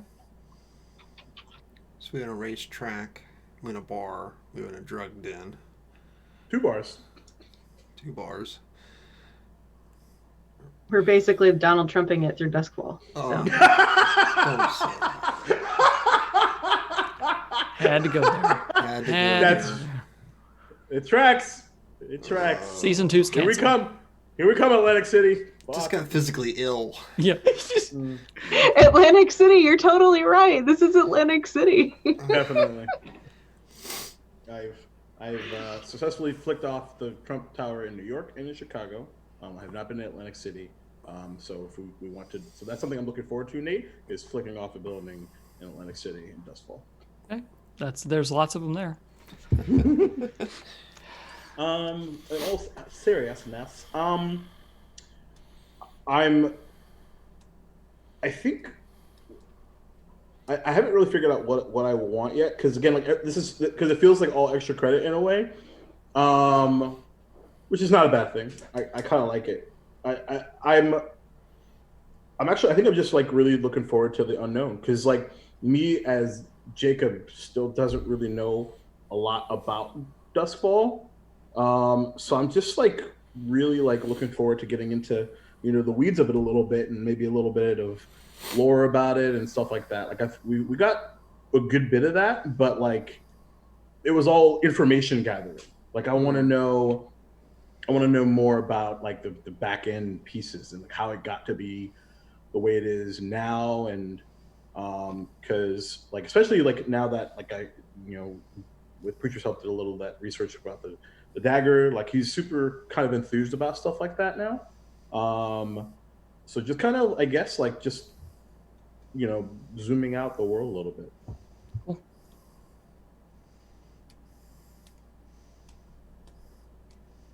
Yeah, I definitely have in mind to go to some different places. Some of the other wards are each ward is, I call them wards. Each ward is very different from one another, and we've hit pretty good in Night Market. I feel like that's we've got that area kind of defined. We've hit Crow's Foot pretty well, and some in Charter Hall, and even Six Towers. But there's some other areas around that we still haven't really messed with, and I'd like to plan. I'll probably plan some of our stuff to go in there, and we'll just see how that coincides with you all's interpersonal scores. We'll have some scores set up automatically for money or for whatever, and then we'll definitely do some personal scores. I'm sure that will come up as we go along. So we'll definitely be hitting some other parts of Dustfall, and I'll be introducing a few new, definitely new NPCs, but a few new factions as well. We won't introduce them all, but as you look through the book, as you notice that there's a faction you want to interact with, let me know, and we'll get them kind of hooked in. I thought we did a pretty good job of having a few different interesting ones this time, and now some of those have served their purpose and kind of moved on. Some of them will be sticking around a little bit, and we'll see what changes happen because of that. But we'll definitely need to have some new faction interactions so we can have some friction there. I wouldn't mind having part of Preacher's past involved in that. The people that tried to free him, we'll say, of Satara before, maybe make some visit or something to that effect. Mm-hmm. Preacher's kind of been in, I will say, seclusion, I guess we'll call it. But if we're going to be known around the city now, we're not going to be able to just hide like we used to. So I'm interested to see how they'll come after me, and I'm interested to see how they'll approach Ezekiah too. Yeah, absolutely. For sure. Yeah, because again, this is a city of forgotten gods. There are gods that are ancient, and when the world cataclysm, they basically all went away. But there are still religious fervors that believe whatever they believe, or find a manuscript or tome and tend to try to make something of that belief, or just make it up all together and then go from there. So you have lots of different, there's no set thing for religions. It could be whatever we want. It could be whatever spirituality people actually find or come across that they reason with. Because again, spirits are alive and well all around you all the time. Definitely. But for me, I think it's like kind of like see different aspects of the city, like White Crown or that and Brightstone, those factions and stuff like that come around. Especially if we're being like a little bit upstarty. How does this, like the established part of the city like react to that? Mm-hmm. Absolutely. Senpai notice us. Absolutely. Anything for eyes? Just the unknown. Just. It's. I also think like because he's very, loud and ridiculous, and so he loves having that loud purple trench coat. But like if people know him, like that's not great, right? Is he mature enough to recognize that? I don't think so. Yeah, it's what happens when you get fame. But that's kind of what happens when I think going into season 2, a lot of this is going to be, I think for some characters, it will be, you got what you want. Is that really what you wanted? Or you got what you want. Now, how do you deal with it? Or how do you keep it? Yeah, you got what you think you wanted, but it's not actually what you wanted. Or you got what you've been trying for so long, and now what if it's not that? Like what happens to shake your all's perception of what your characters are, and how do we flip that? So there will definitely be some decisions. Yeah. There's definitely a piece of him that was like, this was too easy. Which is funny because, like, he almost died. But he almost died after he got everything. So he was like, that's why he was like at peace with it. It's like, I checked every box. I'm good. But now there's new things are afoot. So right. Yeah. Man, can I just say I love having an imaginary son? It is so fucking fun. I love him so much. Yeah, I couldn't. Yeah, I can't, Joseph. I can't do anything to a kid. Somebody, I think Bonnie said when that episode happened, Nick, you better not do anything to kid. And I have kids. I can't. Yeah, of course. Just let me. Yeah, of course. Yeah. Again, they may be put in danger. That's understood danger, but there will never be on screen that kind of stuff. And we've talked about that as part of our lines and veils. But what's great though is that Eyes doesn't know that. Right, exactly. And things can happen off screen. Things can happen off screen. We would just never visit anything like that on screen. Yeah, for sure. For sure. Whew, good stuff. Good stuff. Yeah. Any other questions out there? I had one. I think we talked about it at a high level, but I don't know if we really pinpointed it. What surprised you the most? Just in general. Doesn't have to be like character reveals or like or whatever, but like that's just something that because we've talked a lot about like, oh man, like this chemistry is ridiculous and like everybody's like game and like ready to rock and go expert mode, but like what's one thing that like really like surprised you? I think for me, I could say 100% the downtime sessions were as deep and detailed and RP character focus as what they were. I went into them before, and every game I played before have been more mechanical. So it's been, I want to do this, and this, and then we talk about what's going on. And so I went into the season thinking those are going to be like downtime mentally for me that will just make plans and progress. And in fact, those are the ones that are harder to run as a narrator because I don't know where you all are coming with it, and it's awesome. So the surprise is how in depth those became so quickly. It was a good surprise. I've never been talking about it, but I'm surprised at how invested I got. And it's not that I don't get invested in other games I've played in. It's just I've never been so invested in everybody else. like you usually have a good idea of your own character and what story you want to take with them or whatever. But when you start really caring about the other characters, I think it speaks a lot, not just to the skill of the player, but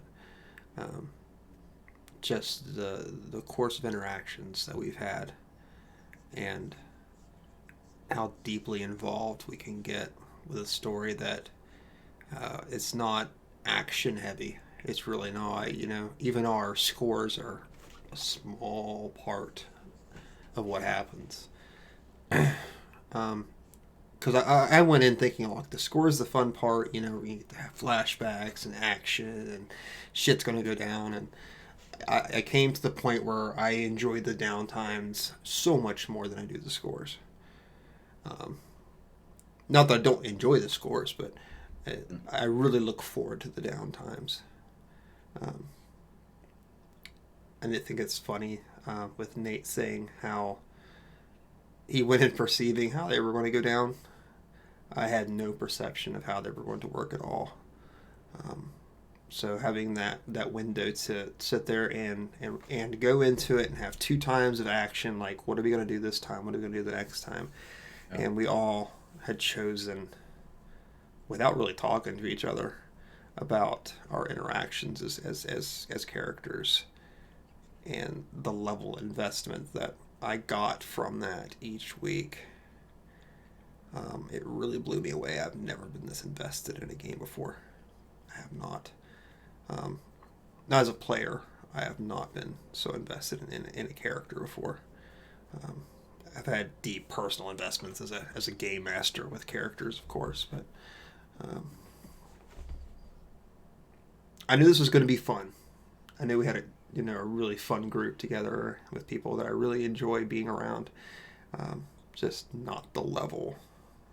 I had no clue whatsoever how deep it was going to get. Okay, I'm done talking.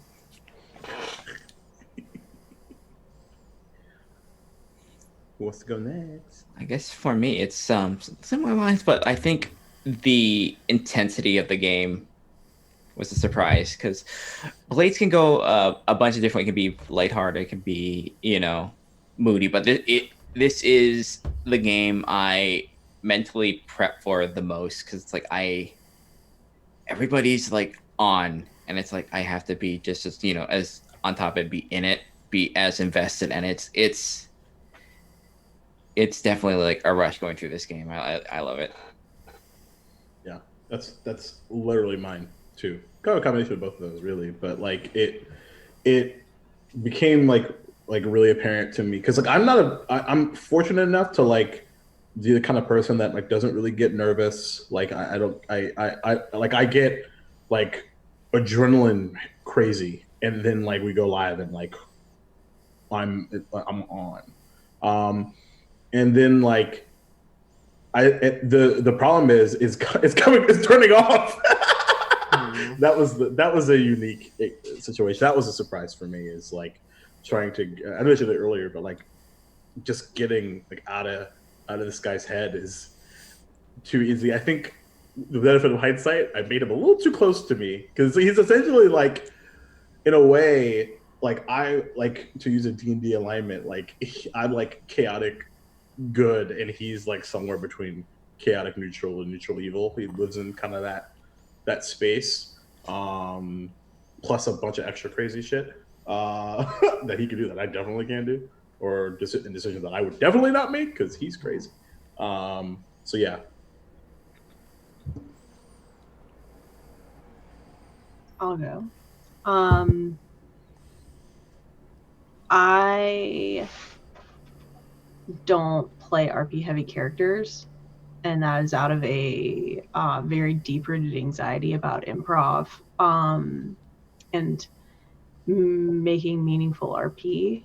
And I think Josh can probably attest to this. In other games we've played, I don't do this. I certainly don't try to find ways to make my character interact with your characters, anybody's characters. Like that's just not what I'm here for. I'm here for combat. Like I want to kill shit in cool ways. That's pretty much why I play RPGs. And I'm not a confident RPer. And so going into scenes like all of the Alyssa scenes, where Nate and I are effectively talking shit at each other in completely like non-scripted ways, and I have no idea what he's about to accuse Miss Fritter of, and it was just like that. It was like testing the limits of my ability not just keep up, but like not break character either, and not get overwhelmed, because that's way outside of my comfort zone. And that's so I was surprised that I didn't have like a breakdown. So there you go. It was flaw. Whatever it's worth, it was fucking flawless. I can attest you play Miss Fritter way differently than like you play Nis or somebody like that who's sort of removed from the party, we'll say. She's there, but like, you know, there's these little quick bursts of interactions and it's kind of over. And seeing you like so deeply more involved in this game, it's night and day. It's like going back from 10 Candles, especially too, where you have this, you know, free flowing, you know, narrative form that you have to role play that game out, and you have to say what's happening. I think that kind of carried over into this. I would say definitely 10 Candles. If we hadn't done the 10 Candles, like month of 10 Candles, I don't think that I would have been able to do this. And truthfully, it was the scene when we were doing the one shot before, when I had some kid like cornered upstairs and I was sitting on a couch and like watching him die. Like that was the moment where I was like, I can get into this character. Like that's actually kind of cool. And it wasn't just, I wasn't butchering a kid. I was like, I think I was actually like torturing him to death or something. And like, I was like, okay, we can do this. And I hadn't experienced that, and I've been playing games for years, and like that's just I was so well situated within a comfort zone, and this has pushed me so far beyond that. And I'm really shocked that I just didn't have a breakdown, because that would be very much in my vein of being totally overwhelmed and my anxiety getting the best of me. So I think there's a lot of trust that goes into allowing our narratives to be formed, our character narratives be formed by other people and shaped by them on the fly. And something about our group and the way we work together is just really well done in that regard. I think going like based off what Shauna said earlier too, I kind of go into each game a little bit anxious because I'm afraid that I'm going to underperform compared to the rest of the group. And I mean, a lot of that's just my own insecurities, of course. But when you have a level that this game gets pushed to, there's a lot of anxiety for me when I go into it that I'm not going to push the narrative as hard as you all are. I'm not going to have as good a scene as you all are. And I want to have the best game possible, obviously, and everybody have fun. So that's a surprise for me, because DMing and stuff as long as I have, this is completely different than running Dungeons and Dragons or something like that. I don't think there's much that can really prepare you for this. So I have a high level of anxiety going into our downtimes. As much as I fucking enjoy them, I love our downtimes. Yeah. But they are such an anxiety to me going into it. And of course, if we hit the play button, we go, and I kind of tend to forget about that and just watch what's happening like gleefully. Right. That surprised me. True, yeah. But I also think something that I don't know if it was on purpose or not, or it just kind of became what it was we do, I think, a really good job of checking in with each other. Like, and like because a lot of the stuff that I see us do is like play level shit, which is crazy to think about. But like I think about because I've been obsessed with Dear Evan Hansen lately, because I'm a Broadway nut now. That's only happened in the last like 2 or 3 years, and now I'm just like, I love every musical I can get my hands on. But like that musical is absolutely fucking traumatic, and I cannot imagine doing that shit 6 days a week or 7 days a week or whatever.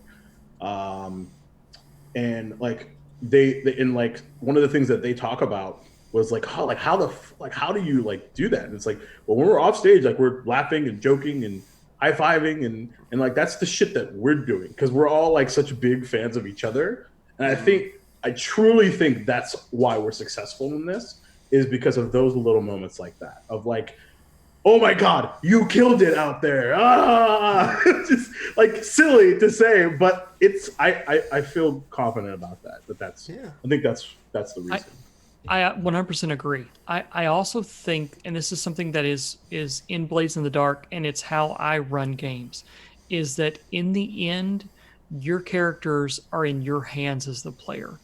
If you don't want something to happen, it doesn't happen. If you want something to happen, it happens. So you don't have to worry about is this the last game I'm going to play with my character because something's going to X, Y, or Z is going to happen, or we're going to push a narrative that I don't enjoy. Like, we're all players first, and I keep coming back to that. But that's what makes this as good as what it is, because we take care of each other as people, and to realize that we all are people. So there's going to be nights we're off. There's going to be nights where the anxiety gets the best of us. There's going to be scenes that you don't think are great, but the rest of us are freaking amazed with. And it happens like that every single time. So as long as we're taking care of each other, then the game, I mean, ultimately this is a fun game, but if we're not having fun, we're not going to do it. Right. There's just, each one of us, if this becomes a source of that you're not having fun, it just can't happen, because nothing's worth that. So whatever it takes for you to have fun with your character is where we're going to go. And there may be nights that you say, I can't handle anything this way. I need to have something lighter. So we'll do that's exactly what we'll do. But in the end, your character's choices, they're your choices as the player. They're never my choices. I'm going to respond to whatever you all want to do. And that to me kind of drives back. One, I don't have to make decisions about your characters, and you get to make the decision on how you want to end, how you want their story to go, and how you want their story to end, in whatever form and fashion that is.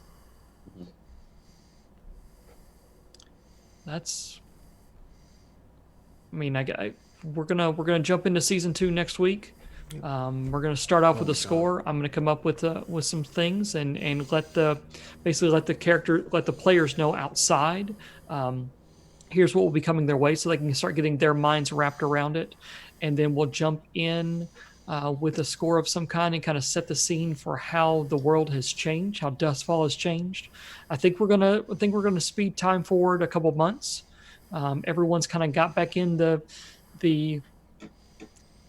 almost like the non-Ash Syndicate, like the routines you had before you formed, and this is kind of forming the background. So now we're gonna call back together and see where we're at, see where the crew's at, see what's gonna happen, because I sure as hell don't know. We're gonna find out. Exactly. Oh my God. Yeah, I can't wait. I'm so excited. God.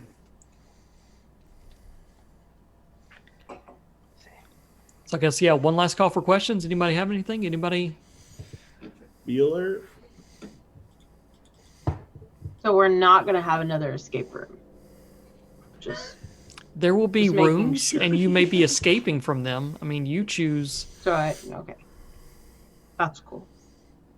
I mean, would you like me to make up an escape room for you? I don't know. Like, season 2 doesn't end around a holiday, I don't think. And so I'm like, well, I can't make up an excuse for. You can do a spring escape room. Easter has come to Dustfall. It's just, Yeah. It can I be fucking hate Easter too. It's like demon themed escape room is always. Yeah. I already did. Or just like any holidays. There's weird Dustfall holidays that are absolutely very strange. So there's a bunch of weird ass Dustfall lore that I found researching. There is. Yeah, I need to take some time to do that for sure. It is pretty cool. Online, like for his website, it's insane. There's a lot. The amount of work and stuff they put in after the fact, the continuing things that keep coming out, the maps, the other playbooks, the other stuff that's come out, and the Reddits and everything that as they continue to work on it. Again, this is not an older older system. It's only a couple, 3 years old, maybe something like that. 17, I think, is when the Kickstarter was. So, it continues to grow and evolve. And I think we will see continue to grow and evolve because it's a cool system. Forged in the Dark is a cool system. Mm-hmm. And you've already seen things like Band of Blades and the space one. Scum and Villainy? Scum and Villainy? Yes, Scum and Villainy, which is really cool. And you never know what's going to come out next. We will probably, and by probably I mean definitely, be giving away copies of Blades in the Dark next season, and probably dice and things like that, because that's just how I am. So we will also have things like that. Absolutely. Yay! Sponsored by Hannah. Is there any questions the other players here want to ask about? Yeah, I feel like I've asked a lot of questions. If your character had a theme song, what would their theme song be? Jesus. Miss Fritters would be the intro to Murder, She Wrote. Yeah, that makes sense. That's also my personal theme song.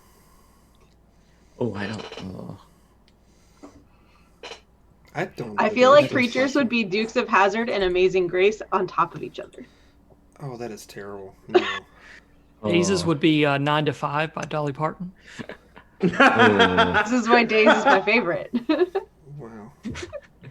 Days will be coming up again, and if you're mean to them, I will be sorely disappointed. Fritter will cut you if you are mean to Days in front There'll of be her. swift consequences. I will make sure that I am socially distanced from Miss Fritter when I make fun of him. To your intern, Days. I have the Dukes of Hazzard theme stuck in my head now. I hate you. Yes, and good. I just think hopefully that's the last thing you think of tonight as you lay down to sleep. No home. As you drift off to dreams, you'll see the General Lee flying in the air. Oh, kill me. Drift Off to Dreams is a Travis Tritt song, so you may have just doubled the stupidity in Josh's head right now. What would Miss Corbin's be? Oh.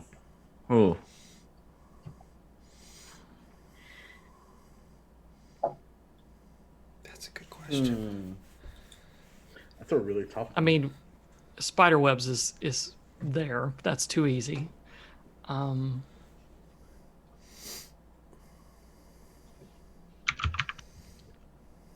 have two in my head. I just need to get the names of them. For some reason, Don't Speak. Also, I guess it got done the Gwen Stefani role, but Don't Speak calls to me, basically trying to control the conversation. Don't say, I don't want to hear it. I don't want to hear what you're saying. It's done and moved on. Something that kind of reminds me of her too. Walk On By, Isaac Hayes, comes up to me for Jason just because of the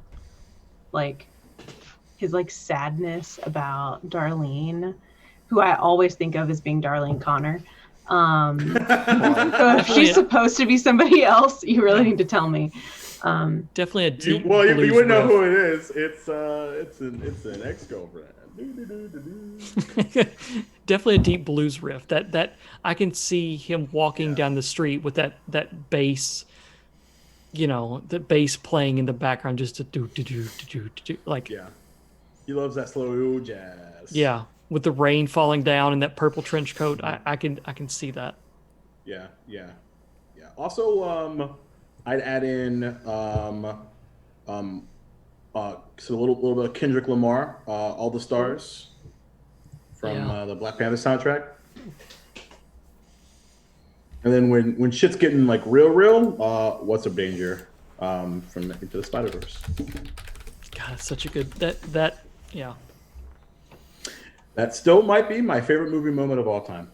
Period. It's very good. Both those movies, I cried a lot.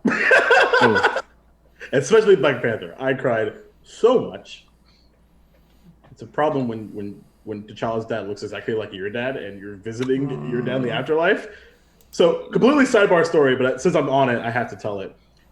I was in the movie theater by myself and I am just bawling. Absolutely sniffles. It's just gross. It's awful. And I'll never forget it. There's this couple that's right next to me. Remember when we go see the movies, everybody? And they had snuck in a large pepperoni pizza with like, I don't know how this happened. In the box and everything. I don't know how. And it had like it was pepperoni mushroom. I'll never forget that. From a local restaurant called Melon Mushroom. And they just went passed the box to me, and I got a couple, and I felt a little better. To be honest, if you were grieving, mellow mushroom would make anybody feel better because mellow mushroom's amazing. It is amazing. That is the best gift to give someone in grief. Like, wow. Yeah.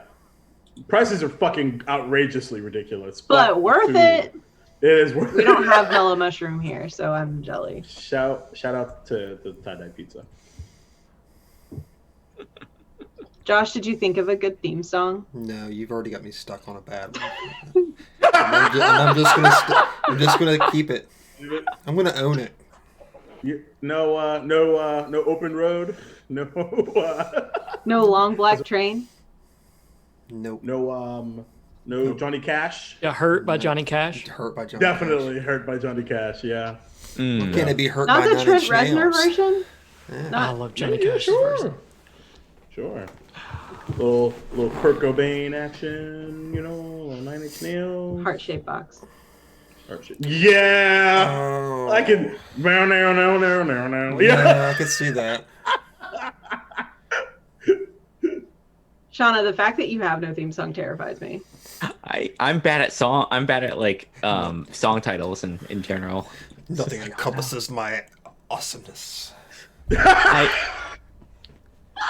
I'm too awesome to have a theme song. Honestly, I feel like I never really got it. I never really given it a thought.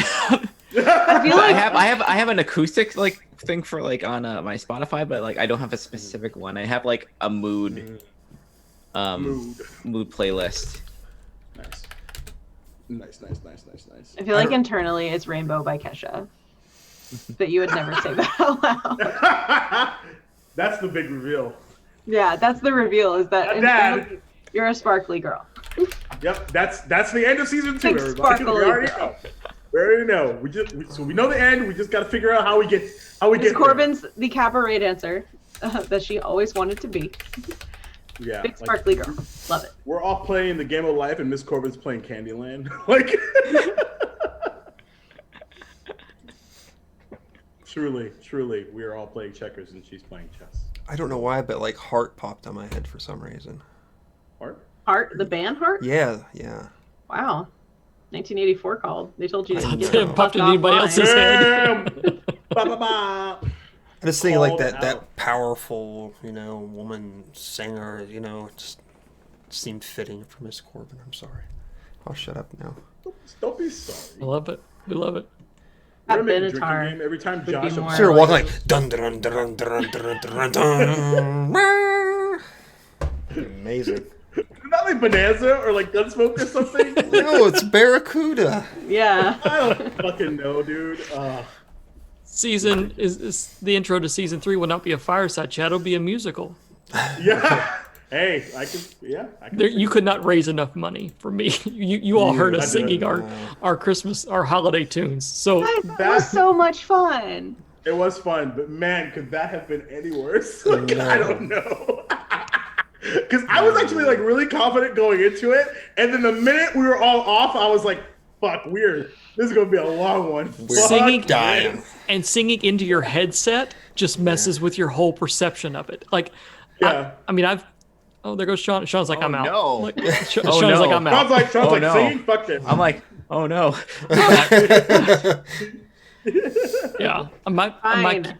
Yeah, my kids kept coming by wondering where they put the money in to make me sing again. I'm like, no. You Oh just no. stay over there. For me, no. Stop it, children. Yeah, just stay over there and shut up. Yeah. Go to bed. Don't spend my money torturing me. So yeah, I again can't wait for season 2 to begin. I honestly have no clue what's going to happen, and that's the best part of this. So Me too. we will be here this time next week, ready to go and ready to make these characters come alive again. And that's honestly what it feels like more than anything. It feels like they're alive. Yeah. Yeah, it was. Cause it's funny though, because like even though we weren't like in character tonight, like I legitimately spent like a couple of hours just like in total silence, just like getting back into that headspace. So it was actually, like I said, it was way more difficult than I thought. It's gonna be good. It's gonna be good. Can't wait. I actually was really hoping we might like slip into like the intro to season 2, like kind of a precursor, because I got a rejection like an hour before we started, and I was ready to kill something. So like, I really could have used that outlet tonight. You should have said so. Anytime you let me know. When you need something, you let me know. If you need to kill As you something. know, I take every opportunity I can get to just like randomly sneak in a murder. So By the way, the murdering, that is my most surprising. Somebody asked about surprising. Pie? Was killing that guy with the pie. Oh my god, that was incredible. I made up this guy that I thought. You were so excited. I was so excited to make him up.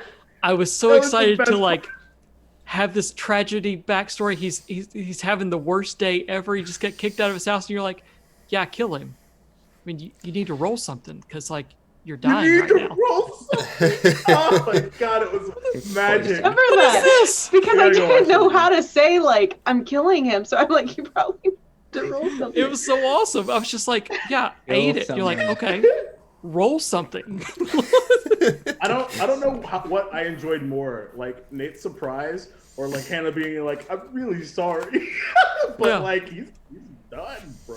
Yeah, he's totally done. Nate so surprised. The rest of us are in chat like she's gonna kill him, isn't she? Yeah, no, of course. Like that meant like that guy's from dead. the moment I think Josh was first, like and like Nate's like narrating him walking in, and I think you were like, yep, dead. Absolutely dead. And I missed it because I don't pay attention to chat. And so after I went back, I looked. I was like, "Oh, these fuckers, they knew." Yeah, we knew, but like we just like the way that the energy like this. Oh, no, yeah. She was way too nice to him. That's, right, like, exactly. That was it. That was the giveaway.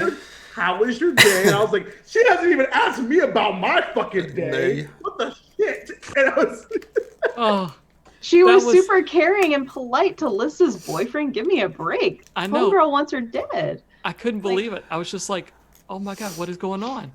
Going so well. No, it wasn't. It was going. I'm so sorry. Like, she's gonna kill him. Ah, got it. That's like this is.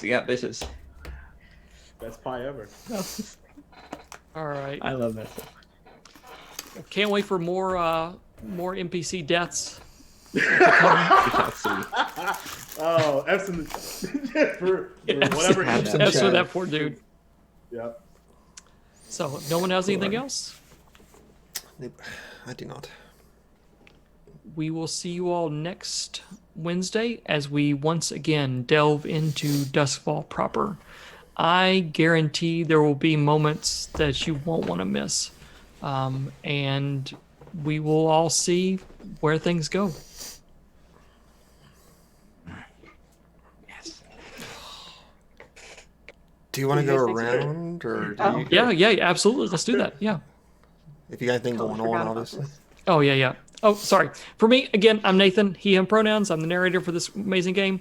I'm not doing anything else at this point. My little mental capacity does not allow me to. I've got some offline games and just some fun hangouts and stuff. But right now, with everything going on, this is my main outlet.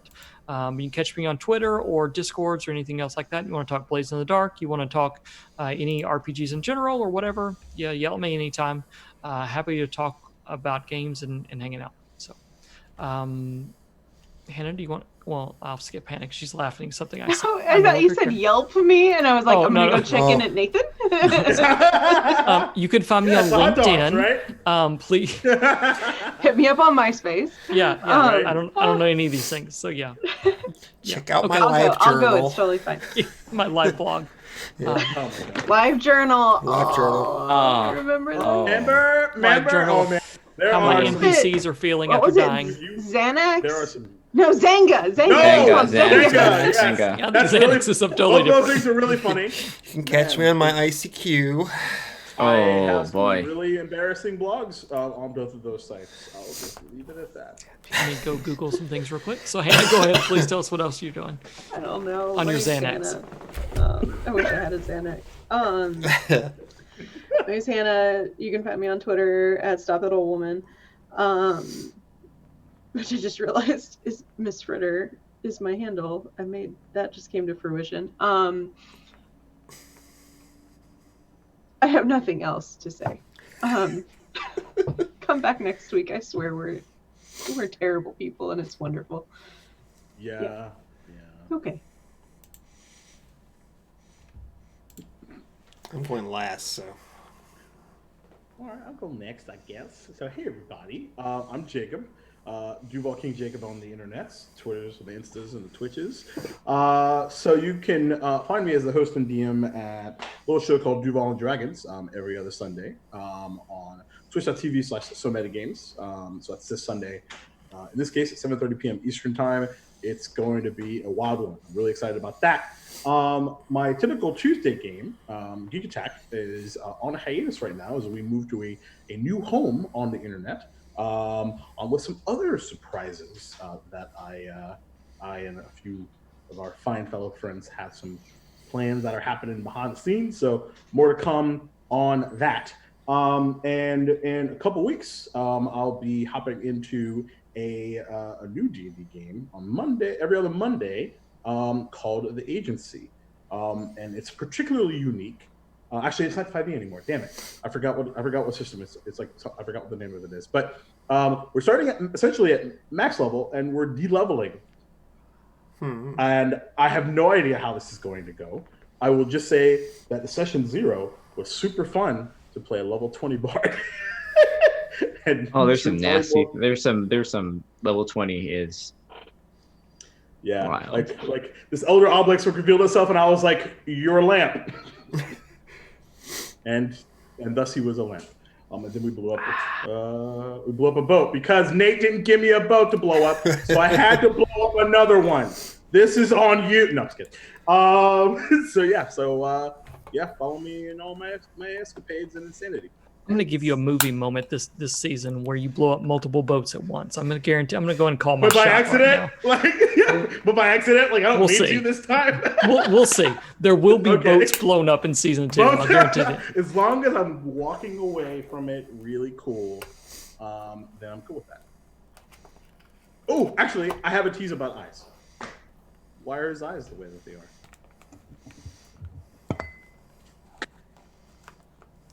I'm sorry, have I missed a detail about his eyes? Why are they like that? Like eyes? Mm-hmm. No, like glowing globules of yellow and blue.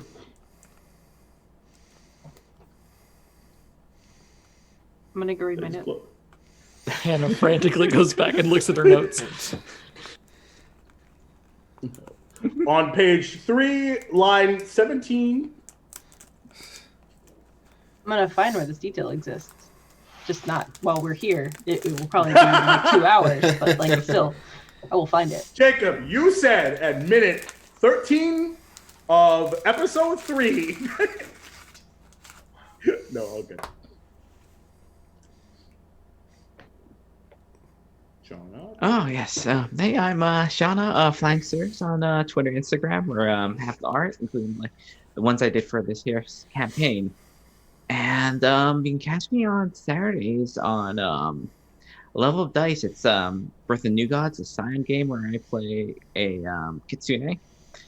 And we're fighting a werewolf, apparently, and I am ill-suited for fighting a werewolf, so it's going to be wild. And then on Wednesdays at 3 p.m., it's Hexcrawl, a spy game campaign. It's a bunch of international spies, and I play a assassin, and we don't trust each other, so we're probably going to stab each other in the back at some point.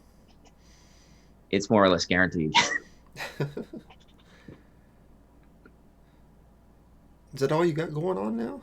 Yeah, it's for right now. I have a few other things to slow time to your still getting ramped up, but one of the things I'm a little teaser, but I am playing another part of the Apocalypse game because I love the way that these things kind of work. Like I love playbooks. Playbooks are my favorite thing about any of these systems. So good. Awesome sauce. Well, I guess that leaves me. You can find me on Twitter or obviously here, both at Saevrick. If you're watching us on YouTube right now, why don't you come catch us live sometime? I mean, we're here every Wednesday. It's a lot more fun when you can, talk shit to our faces. So, hey. See, what else I got going? Saturday, 7 p.m. We are going to be continuing our Star Wars game, finally. After our long break in December. I think that's all I got going on right now. Yeah, that's it. I'm a very boring person nowadays. You guys got anything else you want to talk about? Say? Promote? Nope. Black Lives Matter. Trans rights are human rights.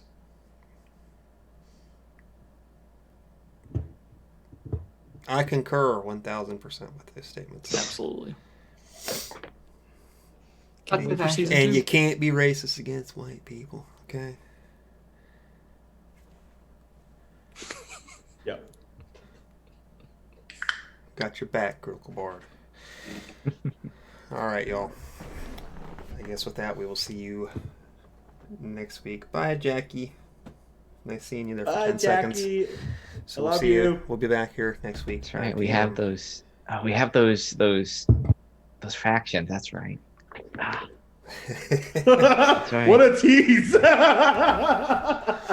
Wow. I don't know. I just know we have that was one of the things for the That's so funny. donation thing was. I'm curious. I'm very curious. You have to make sure Great Mustache, I think it was, or was it Jackie? One of the two has NPC they need to put in this. Great game. Mustache he had some ideas what he wanted to do, and I told him to send them my way, and we'd make an NPC together. And then we have another couple factions that are going to be brought in for someone else, and it will be readily apparent. One of them will be very readily apparent as to who it is, but we'll leave that as a surprise. Awesome. Cool. I'm so excited to see what happens. Don't kill the NPC with a pie in the first.